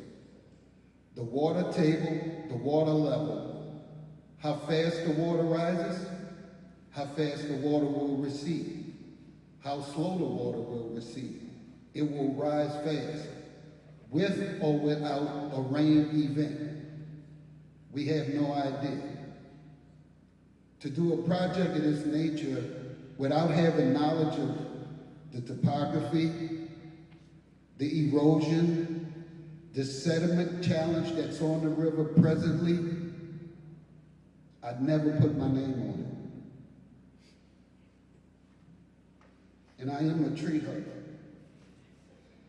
Property land erosion, bayou canal dredging, property landfill, replenish land erosion, constant height of water level, fluctuating I spoke of, impact of the runoff currently now, which we have no answers to or nobody wants to address, downriver impact, and I'll present this formally to make sure you have it on record.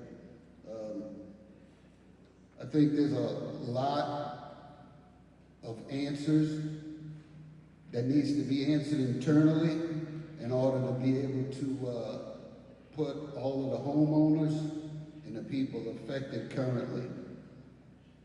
The water has been in my backyard. 1/3 of my backyard has been underwater for 6 months. When I bought this home 14 years ago, that never happened.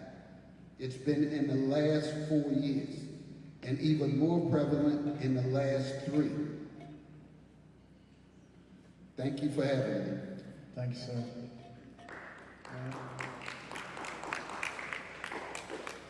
Yes, my name is Janice Boveri. So in 1996, you built a weir on the Louisiana-Mississippi state line. It was supposed to divide the water coming down the Pearl 50-50. It was supposed to make 50% go down the West Pearl and 50% go down to the East Pearl. Unfortunately, as soon as the project was done, even after y'all did all these studies and built it, it never did work right. Straight out the door, it worked 70-30. So you sent 70% of the water one way and 30% the other way, and it was an accident. It was a mess up. My bad, right? I mean, that's all y'all said. Y'all just let it go, let it go, let it go. So then it kept getting worse. So last year we had a real high, the river stayed high all year. So once the river got down low, we got back to the diversion, and there's probably 3 people in this room that's ever seen it. Once we got back to the diversion, it's completely gone. I don't know if anybody sent y'all pictures of it. It's nothing but a hazard at this point for boaters. So I guess my question for y'all is, are y'all gonna have any money set aside for perpetual care of this weir? So this one didn't even last 30 years. It lasted 28, it's completely blown out, it's a mess, even after y'all studied and done everything to build it. So if y'all build another one and you accidentally messed up and you mess up the water, or in so many years this weir's falling apart, are y'all gonna have the money budgeted ahead of time to fix that?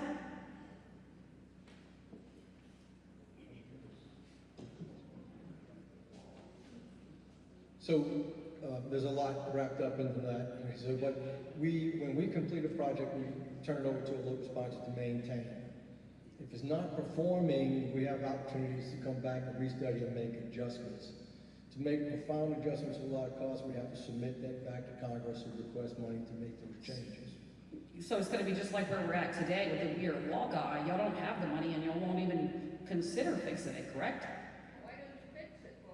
Yeah, why wouldn't y'all fix that weir before you go build another one? So we're just totally against weirs. There's nothing you can say to make it better. It's stupidity, 100%, for there to be a weir that is 100% falling apart and that we have to travel through, you know, sheet piling and stuff. Y'all don't even go pick it up, man. And then y'all want to build another one? So you're talking about Walkout Bluff? Yes, sir. Yeah, so that's the problem that's been brought up to our hydraulic engineers, and yeah, I agree with you. I've been down there and looked at that area. I think the engineers, they're looking at that right now. That's something that the Vicksburg District is looking to try to repair, getting the funds to look at that. As Troy was talking about with the project here, you have operation and maintenance funds. It's turned over to this project here, whatever the project would be. Once we construct, it's turned over to the local sponsors to maintain. But yeah, I do understand you're talking about a Walkout Bluff.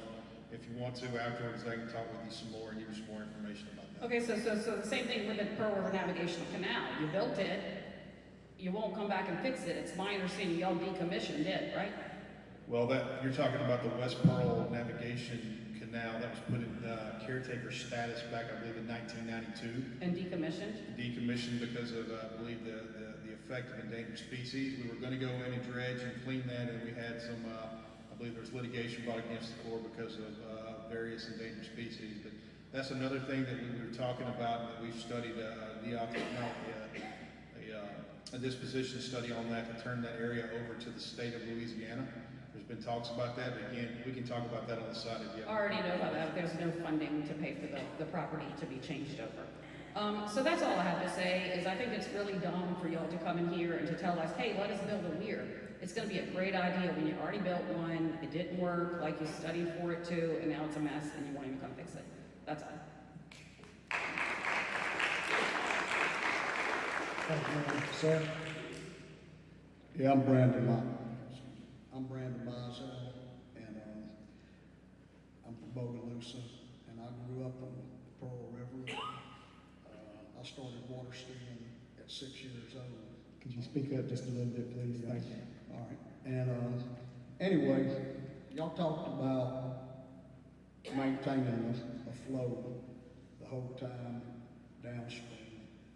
Well, I don't understand how you're going to have two reservoirs back to back, and we get in a drought, and there's no water. Ross Barnett, they're going to be holding back water. Then when they get to the level they want, they'll release their water, only to be caught by Lake Warren. In the meantime, we're going to be starving for water downstream, which we already are. In the heat of the summer, running a boat motor, you hit the bottom, logs, and everything. And I just can't see two reservoirs back to back and us not getting water, because they're going to be holding it when we're in the drought. Yes, sir. The Ross Barnett Reservoir has minimum discharge requirements that they can't go lower than. They have to discharge, and our H&H folks in the back can help you with that.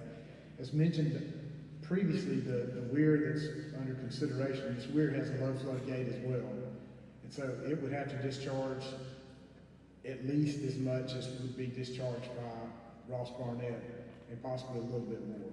So That's the purpose of that low flow gate, is for a drought type situation. Thank you. Yes, sir. Sir? My name is Richard Carrier. I live in Metairie, Louisiana. I go canoeing in the Pearl River Basin often.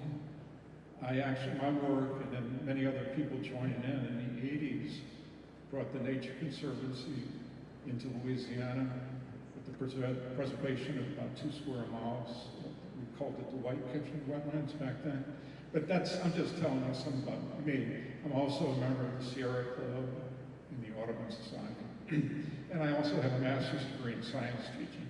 But the main thing I'm concerned about, because I've researched it for a previous meeting in this building, is the idea of putting in a small lake, because I actually contacted the people at the Farrell water treatment plant, and the individual I spoke with had managed the plant for a while.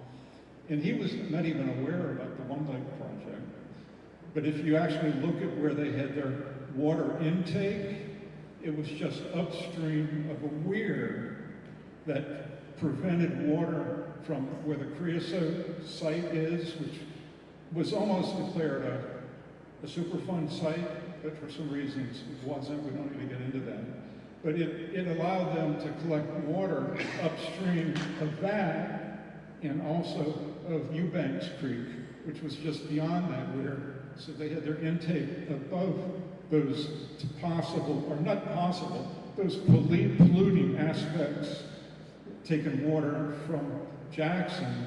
I know Eubanks Creek has had problems over time with water pollution from one of the utility company power plants. And also, it's going to collect a lot of effluent from Jackson in rain events and such. I know that Jackson has issues, just like many municipalities, with sewerage, the old sewage pipes and stuff breaking. It gets into the creeks, it would flow into that lake. And also, by having a dam and having the water level above all these weirs, the creosote contamination, Superfund site, which was not quite declared a Superfund site, but I know creosote is noted there. It was, recorded. But all of that pollution might contaminate that lake. So you could have coliform problems, eutrophication problems, and toxic problems, which would be a health issue. One of the earlier speakers said that the majority of the people who spoke about the lake in Jackson, I guess it was yesterday, were against the lake. I think it might be wise to not expose the public to what might be a health issue. Thank you. David Day, the gentleman over there in the blue shirt, is our HTRW specialist, and some of your questions seem to be a little more technical, so you're certainly welcome to speak to him about it. Thank you. This is not with me talking about one person with it. This needs to be part of the study as to whether or not to have a lake there that the people would be accessing, which may very possibly be a problem for health issues. I understand. Creating a problem. I understand actually that the federal treatment plant, perhaps as a result of me bringing this up to them, I don't know, in my previous report, they now extended their water intake above the Ross Reservoir. I don't think they're taking it just above Eubanks Creek anymore. So that was probably multiple millions of dollars spent to avoid that issue of perhaps bad water. Thank you. Yes, ma'am. Hey, I'm Jessica Gully. I'm the owner and operator of Honey Island Kayak Tours. I work on the Lower West Roll every day of my life. So my concern is maintaining the water levels down where we are. So someone had mentioned the low water, and you said Ross Barnett is legally required to release so much water. Well, last year when we were in the drought, they weren't doing that. It was something less 16,000 cubic feet per second that we should have been getting that we weren't getting. And then when Ross Barnett releases their water levels, it takes about a week and a half to reach us, and then a week and a half to get past us. So we could not have rain where we are for at least a month, but we're still dealing with the water from the Ross Barnett. So my question too is how long, now if we have two lakes or two big bodies of water, how long does it take that water to get past us and proceed into the Gulf of Mexico? So my business, I cannot safely operate when the water level is higher than 16.5 feet. There's just too much current. I don't want to take that risk with people from all over the world. So at 18.5 feet, my roads go underwater. Houses don't flood. But what high water is going to be like maintained for you guys up there to affect down here? Are you going to keep us at 18.5 for 3 months at a time? Do you guys know that yet?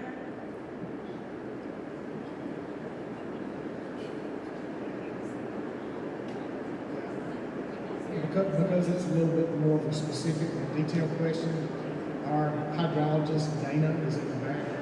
She can certainly give you some more feedback. The other thing is that with these type of questions, specifically when they're a little more technical, we definitely want to get those on record. If you don't mind writing on that or with her, working with her to get that done. Okay, I'll have that submitted. Thank you. Thank you, ma'am. Yes, sir. My name is John Davenport. Yeah, yes, sir. If you would speak up that range, you really loud up here. My name is John Davenport. First, I'd like to thank you all for being here. God has given me a couple of gifts, and one of those is to take a large amount of disparate pieces of information, assimilate it, and come up with a conclusion. I gotta tell you, this presentation has kind of made my head spin with all the information. It brings me down to something really quite simple. My background is in economics and geography. And in both of those studies, I came to the understanding there were two force majeures, one for each one. In economics, it's the marketplace. In geography, it's Mother Nature. Those are forces you cannot dismiss. How about a unique approach? How about instead of spending billions, billions, and trillions of dollars trying to adjust and persuade and stop Mother Nature, why don't we spend money to just live with Mother Nature? Certainly there are issues that need to be addressed. I think one of the biggest ones was the decision that was made to stop the Mississippi River from flowing back and forth to the Atchafalaya, thereby giving the United States a deep water port at the Mississippi's mouth. The consequences of that is we lose a football field today in our wetlands, in our marshlands in Louisiana because of erosion. Because we have prevented that river from swaying back and forth. Now, was that worth it for a deep water port? I'm not going to argue that. But I am going to suggest that it would be a lot more efficient that instead of trying to change Mother Nature, we spend money to live with Mother Nature. When you put a weir up, it slows down the flow of water. When the velocity of the flow of water is reduced, its ability to suspend particulates falls, and those particulates precipitate out, clogging up the river and creating floods. Every time we make an adjustment, Mother Nature counters us. We need to stop this. We need to let Mother Nature do what it's going to do, and we need to make it very clear to people that if you decide to invest in a flood zone, do it at your own peril. Just a thought. Be a whole different direction, the direction we've been going in for the last many, many, many years. Thank you. Thank you, sir. Ma'am? Good afternoon. My name is Lindsay Reeves. I am a resident of New Orleans. My grandmother lives here in Slidell. I have been paddling and bird watching and visiting Honey Island Swamp along the Pearl for about 20 years. I'm also an attorney for the Center for Biological Diversity that works on endangered species issues. $400 to $655 million is a lot of money. And I would just like to echo the comments made by former Senator Hewitt and Mr. Whitehurst with Healthy Gulf. that before that kind of money is spent, that we need a comprehensive watershed study for the Pearl. It just simply doesn't make sense to put the cart before the horse and not have all the information that we need on this project before it's a record of decision is issued on it. This project needs to comply with WRDA. It also needs to address the riverine impacts that are going to occur both at the site and downriver, which it does not. That's all been punted to the design phase. We need to know how this project is going to affect the multiple endangered species that live on the Pearl, including 2 species of turtle that don't live anywhere else in the world, the pearl river map turtle and the ring map turtle. Both of those are protected species that live on the Pearl. We need to know how that's going to affect them. We need to know the cost of mitigating the impacts of these river effects. We don't have that. All of that makes it very difficult for the scientists in this room, for the environmental groups who care about the Pearl, for the public that lives along the Pearl and recreates along the Pearl and makes their living from seafood. It makes it impossible for us to evaluate this statement when we don't have that information, and that's punted to another stage. And so we also need our velocity studies. We cannot determine if the sturgeon can survive without that velocity study. And so, again, I would just echo all the sentiments that have been given today, that this is kind of a half-baked proposal, even after all these years, and we need a comprehensive watershed study, and that should occur before we're even in this room considering that. Thank you. Sir? My name is Matthew Allen. I'm the Executive Director for North Shore River Watch, a nonprofit here for the rivers. And I agree with most of what's been said here. There are many problems with this, but there's one that I really don't think was addressed well. And that is the fact don't have a sediment study on it. Sediment transportation is a major part of river systems. There's one built south of Louisiana. It's one of the reasons sediment transport or lack of from the Mississippi is one of the reasons we have coastal loss. Now the Pearl River Delta, right down here in the southeast corner of St. Anna, is built on the sediment from the Pearl. Putting more dams, more weirs, retains that, and has a great ability to degrade our wetlands, which actually provide hurricane protection for the residents of South St. Tammany Parish and the rest of the Pontchartrain Basin. And I think it's unconscionable to have a draft environmental impact statement without consideration of the sediment transport and the effects it would have on the lower Pearl and the Slidell. Thank you. Thanks, sir. Yes, ma'am. One quick follow-up question. I want to follow up. As you just heard, the Ross Barnett has required minimum output, and they're not doing it. This lake would have required minimum output. What happens if they don't do it?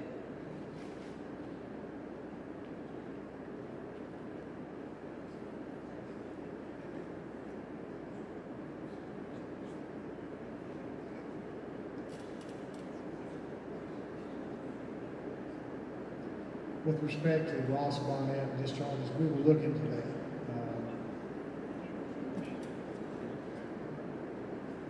Hey, Keith, you want to touch on that one?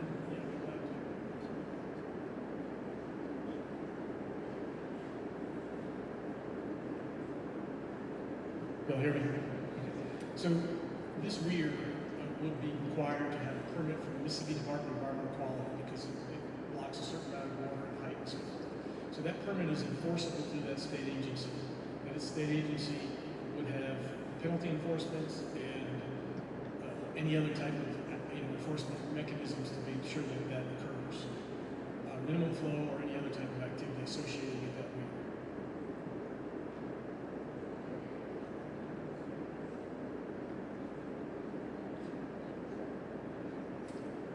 Thank you, sir. Ma'am? So, my name is Carol Franz. I'm a resident of St. Can you, no, ma'am. My name is Carol Franz. I am a resident of St. Tammany Parish. I am also one of the Louisiana Sea Grant area agents, marine extension agents. My question is regarding in the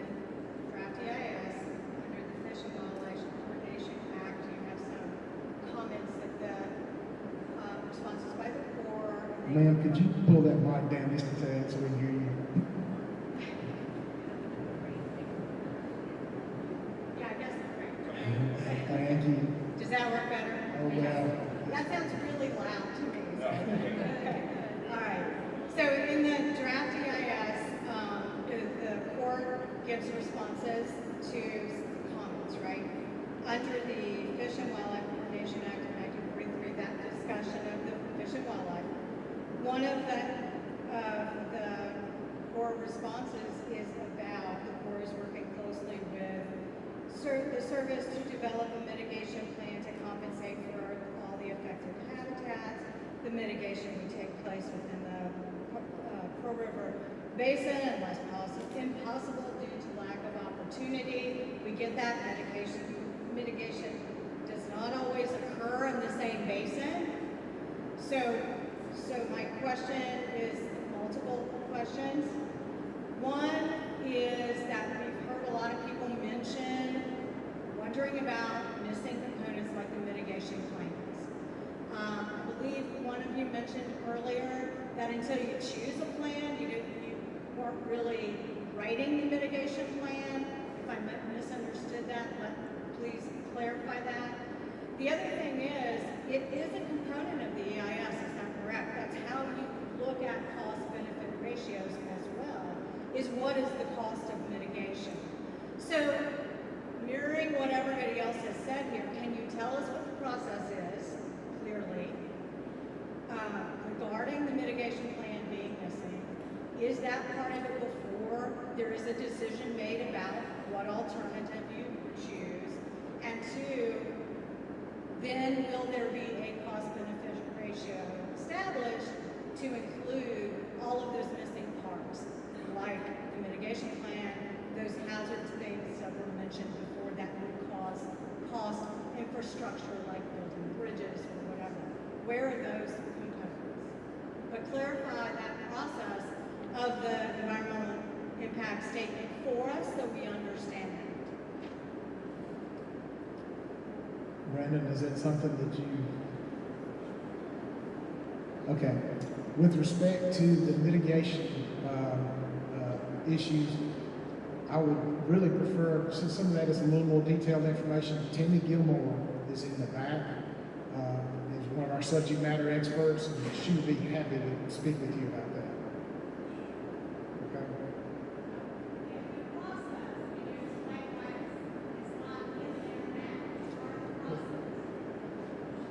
So typically when we do a feasibility study, which is what you're really referring to, we're presenting a plan to Congress, and there's a stepwise process in which we go through that.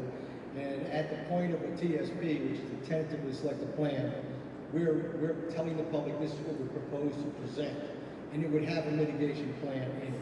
In this case, we already have authorization for a plan, and the decision as to what plan we're going to, or would ultimately be made, has not been made. So it's difficult for us to actually lay out a mitigation plan until we make a decision on what that plan would be. And so this public comment period here helps inform us and ultimately inform the secretary as what the right plan would be. At that point, we can flesh it out. We are looking at, we already know what the mitigation impacts are and therefore the requirements. We are looking at mitigation sites now as to whether or not that they can be, all the mitigation requirements can be serviced in these areas. We're not complete with that. We think that all of the terrestrial mitigation can be done in the basin. And the riverine impacts is a bit of a challenge, as you pointed out. We're working with Fish and Wildlife Service and the state wildlife fisheries. There's opportunity there, and we're trying to look into what's the best plan for riverine. We're hopeful that we can do that in the Pearl River, but if we can't, then we would have to tell the Secretary we need to go outside, which would further inform his decision as to what the right plan would be.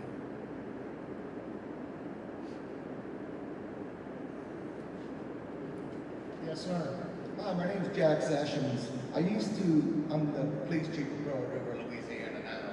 And I used to work on the river for years with the swamp tour, Dr. Wagner, running out the swamp tours. And when I first started there as a captain, the river wasn't too bad. I think the average are around 10 foot. course, in the summer, it drops a good bit. So as time went on, a few years later, the river started dropping and it started getting lower and lower. As I speak today, right now, I think it's a 7'6", if I'm not mistaken. And I've seen it as low as 3.5, 4 foot.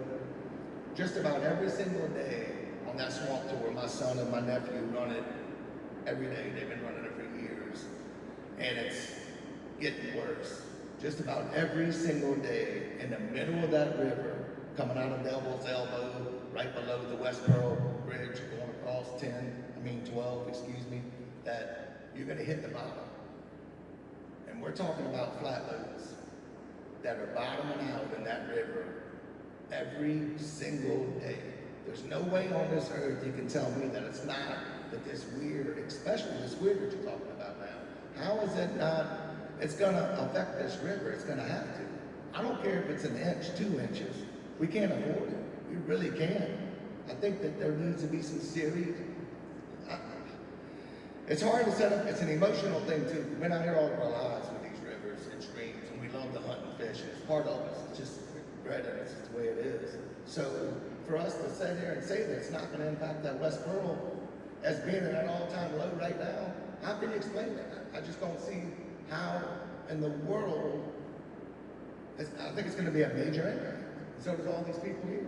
You know, I don't know. And the second thing, I went to the very first meeting, and my question was, are y'all gonna put houses around this lake out here? And they said, no, it's strictly gonna be a retention pond from flood, strictly. Now, I asked them today, is there gonna be houses, are y'all gonna let houses being built on these lakes? Can anybody answer that?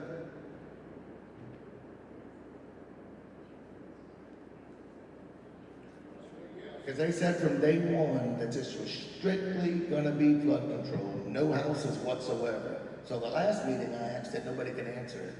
So today I'm asking it again.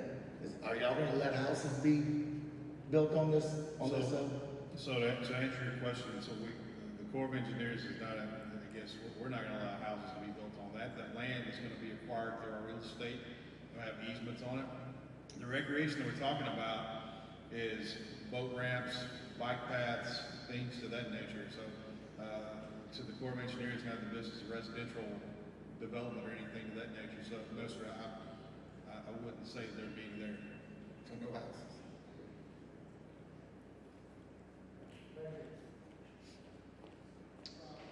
Yes, ma'am. Sorry, I have a quick process question that Mrs. Brandt's comment raised for me. Several of the species that were affected that you described in the draft environmental impact statement are likely to adversely affect those species. The DIS includes a biological assessment. Will you be doing a biological opinion with the service, and if so, what's the timeline we can expect that? Yeah, yes, that is an affirmative. There will be a biological opinion, and we are currently in consultation with them. Do you know the timeline? Before the final. Richard Carrier again. So my concern about public health with the lake is sincere. In Lake Pontchartrain, we now have testing that occurs often in North Shore, South Shore, all around the lake, in the interest of public safety and to understand what's going on. If perchance the lake is built and the weir goes in, I think it would be very important to have weekly testing of the water quality and pollutants, coliform and things like that. I know a lot of sewage probably does flow down these various streams that enter from the Jackson area and maybe from Rankin County across the river into that area that would be retaining the lake. And I'm sure there's a lot of leakage in Jackson from people's sewer lines breaking, just like there is in Jefferson Parish and Orleans. So it's obviously going to flow from the streams into that lake. So that's a big question that I think should be addressed going forward, whether or not they have a lake. And also the lake would tend to sediment in, so that would be another maintenance issue over time, is that lake gets sedimented in. Thank you. Yes, sir. I think he's gonna raise your mic. Thank you, Chris. Yes, sir. Yes, my name is Howard Page, and a question that was asked just before this gentleman spoke. I would like, I saw that the gentleman from Rakenheim, the local sponsor, I would like him to answer the question, are any houses going to be built because of this project? My understanding has always been absolutely yes, this is absolutely a real estate development project. And so I was wondering if we could hear directly from you, if you agree. No one ever thought the Corps was going to build houses, so that really wasn't the answer I was looking for. So I was wondering if this gentleman could answer that question.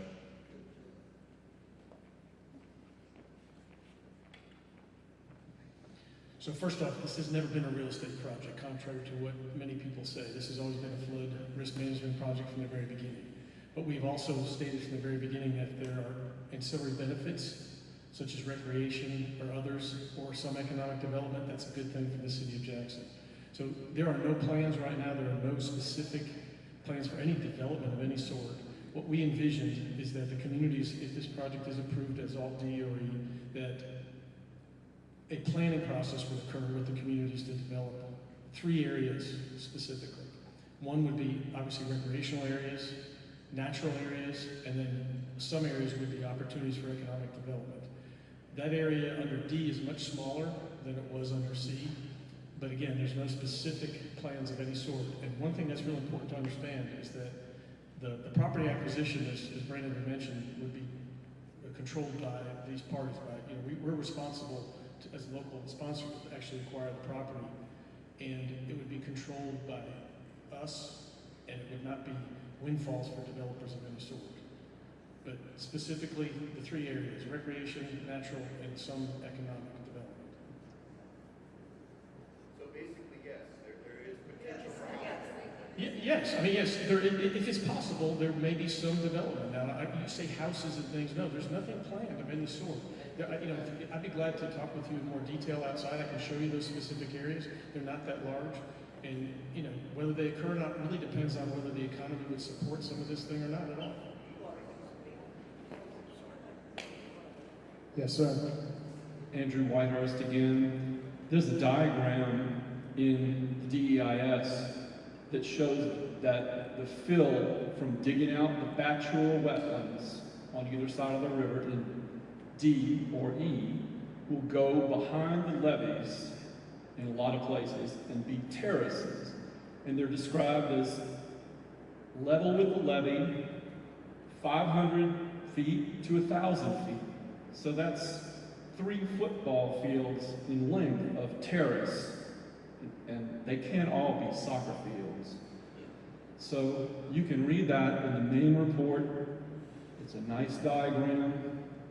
The levee, the terraces on the back of the levees are about this big, but you have to, in your mind, go to the full extent. Those are called multi-purpose levees in other parts of the Corps work, and they're used in places like after Hurricane Sandy. And the reason given for a multi-purpose levee that I read was that when the levee's overtopped, it's less likely that wide surface will make a crevasse.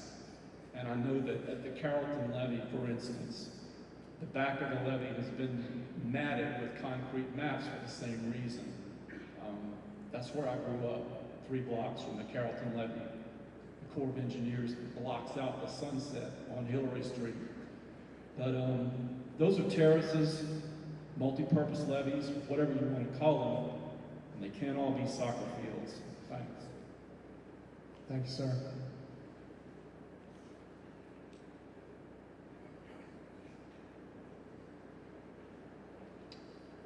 Anyone else? Okay. We thank you all for your attendance. Just a reminder, you can go to the back to talk to the subject matter experts. Yes, sir. Come on to the mic, please.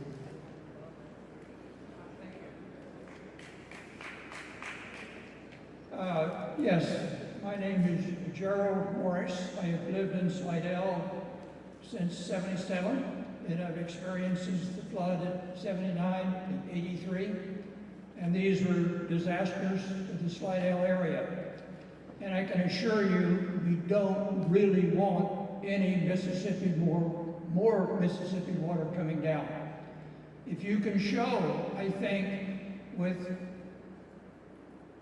good, reliable model studies, maybe the HECRAS models, versions 1 through 5, and show if you took the situation in 1979, in 1983, where we had 21.5 feet of water at the I-10 bridge at the West Pearl River, that was the record.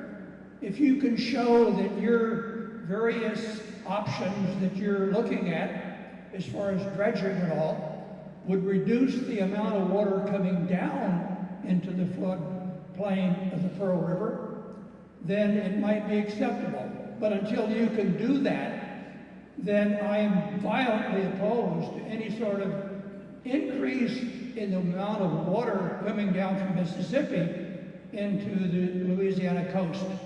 And I would remind you that when we looked at putting floodgates at the Wrigley's, we're trying to do that in order to keep the stormwater as it approaches New Orleans area, keep the water out of the Lake Pontchartrain, because that causes a lot of problems and complications on the North Shore.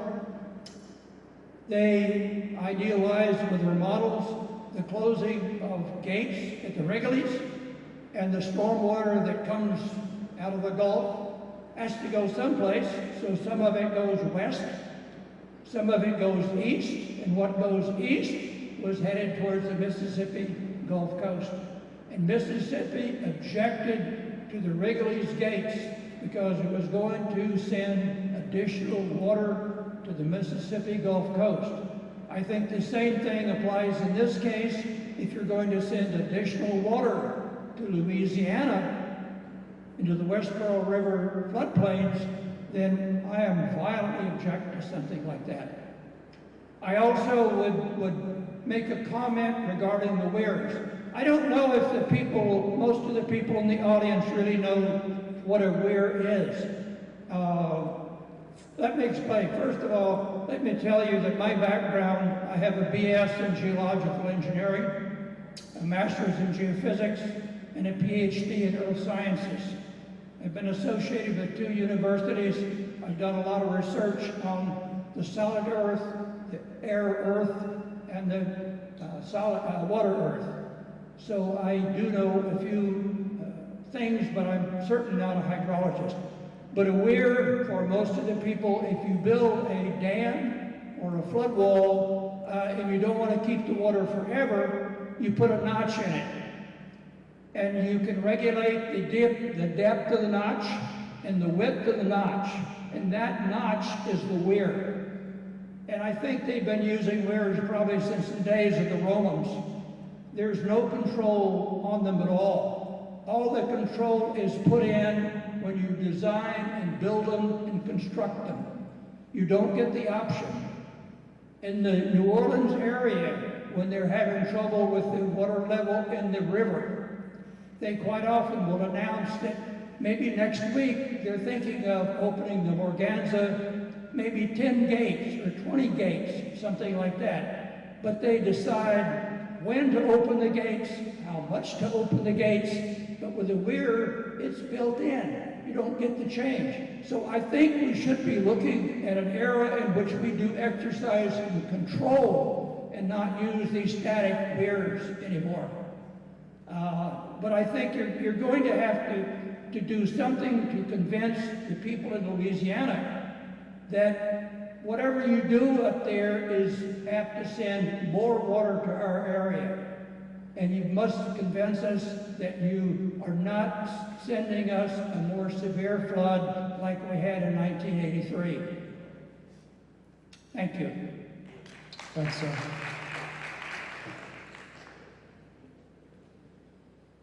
Sir. Hey, Juan Fernandez. Thank you for giving us the opportunity to speak again. This is the third time I've spoken, but I wanted to address Mr. Turner's statements regarding the, real estate development. There's a reason why there's a perception that this is a real estate scheme, and I don't believe it's just because the existing alternatives are, I believe, either the lake or strongman alternatives. I don't believe alternative A1 is truly formulated to be a competitive alternative, but that is not why people have a perception that this is a real estate project. I think that idea is based on certain circumstances around this project, and I'll just limit myself to a few. So number one, when you guys talk about the contractors that work with the Rankin-Hines Pearl River Flood and Drainage Control District, one of the main ones is the Pearl River Vision Foundation. This group was established largely by landowners who would have lakeside property, and the mission, it was originally called the Two Lakes Foundation, and it was established explicitly to promote these lake plans. Around 2011, the levee board, the Rankin-Hines, hired them to do the study. So the Section 211 study that was a precursor to this DEIS was done by a team made to support lake plans. The team that collaborated with you on this DEIS to formulate alternatives D and E is a team that was around established to make lake plans. You can look at these old documents for the Pearl River Vision Foundation, and it includes members like Blake Mendrop, the head engineer that was in the planning. So these are circumstances that we see. An organization made to promote lake plans is now objectively studying this thing, right, objectively. And so this is part of the reason why we believe that this is a real estate scam. You can even look at more modern organizations like the Great City Foundation, which has been a big promoter of alternative C and now D. The idea that they want to build houses around a lake. It's in their hike videos. They have videos of the lake, and there's these condos around it, parks around it, happy people playing pickleball now. And what's never clear is that some of the people who speak for this foundation own property that would be right next to the lake. So whenever we see this, we don't think these folks really care about flood control. They're looking to make money off of this. And this has been a deep concern. This is why I'm so involved in this. I think this is a great robbing of the public good. So this is why there's an idea that this is a real estate project. Thank you. Thank you.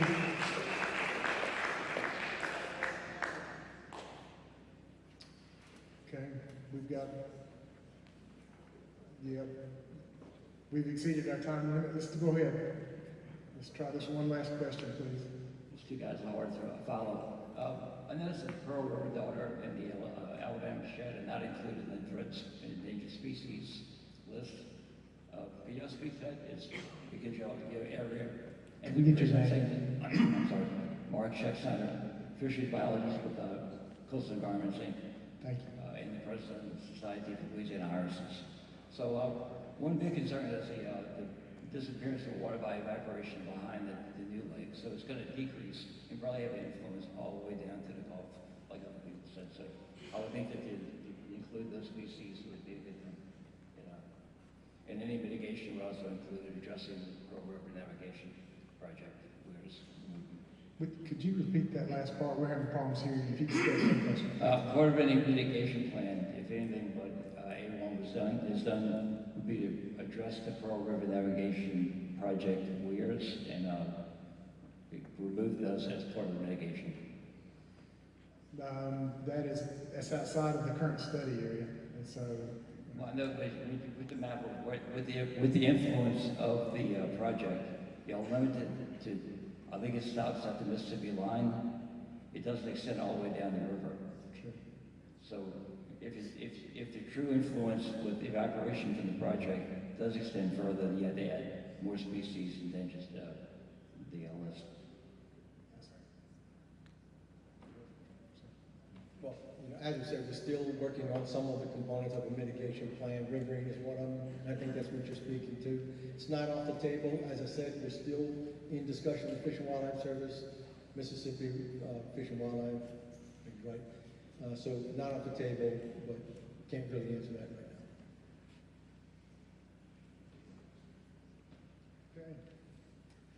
Well, thank you all for coming.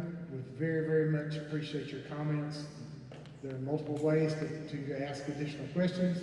If you don't have enough, if you feel like you were able to get enough information in, and look to the project website because the responses to the questions will be out there. Thank you all. Safe travels home. Bye.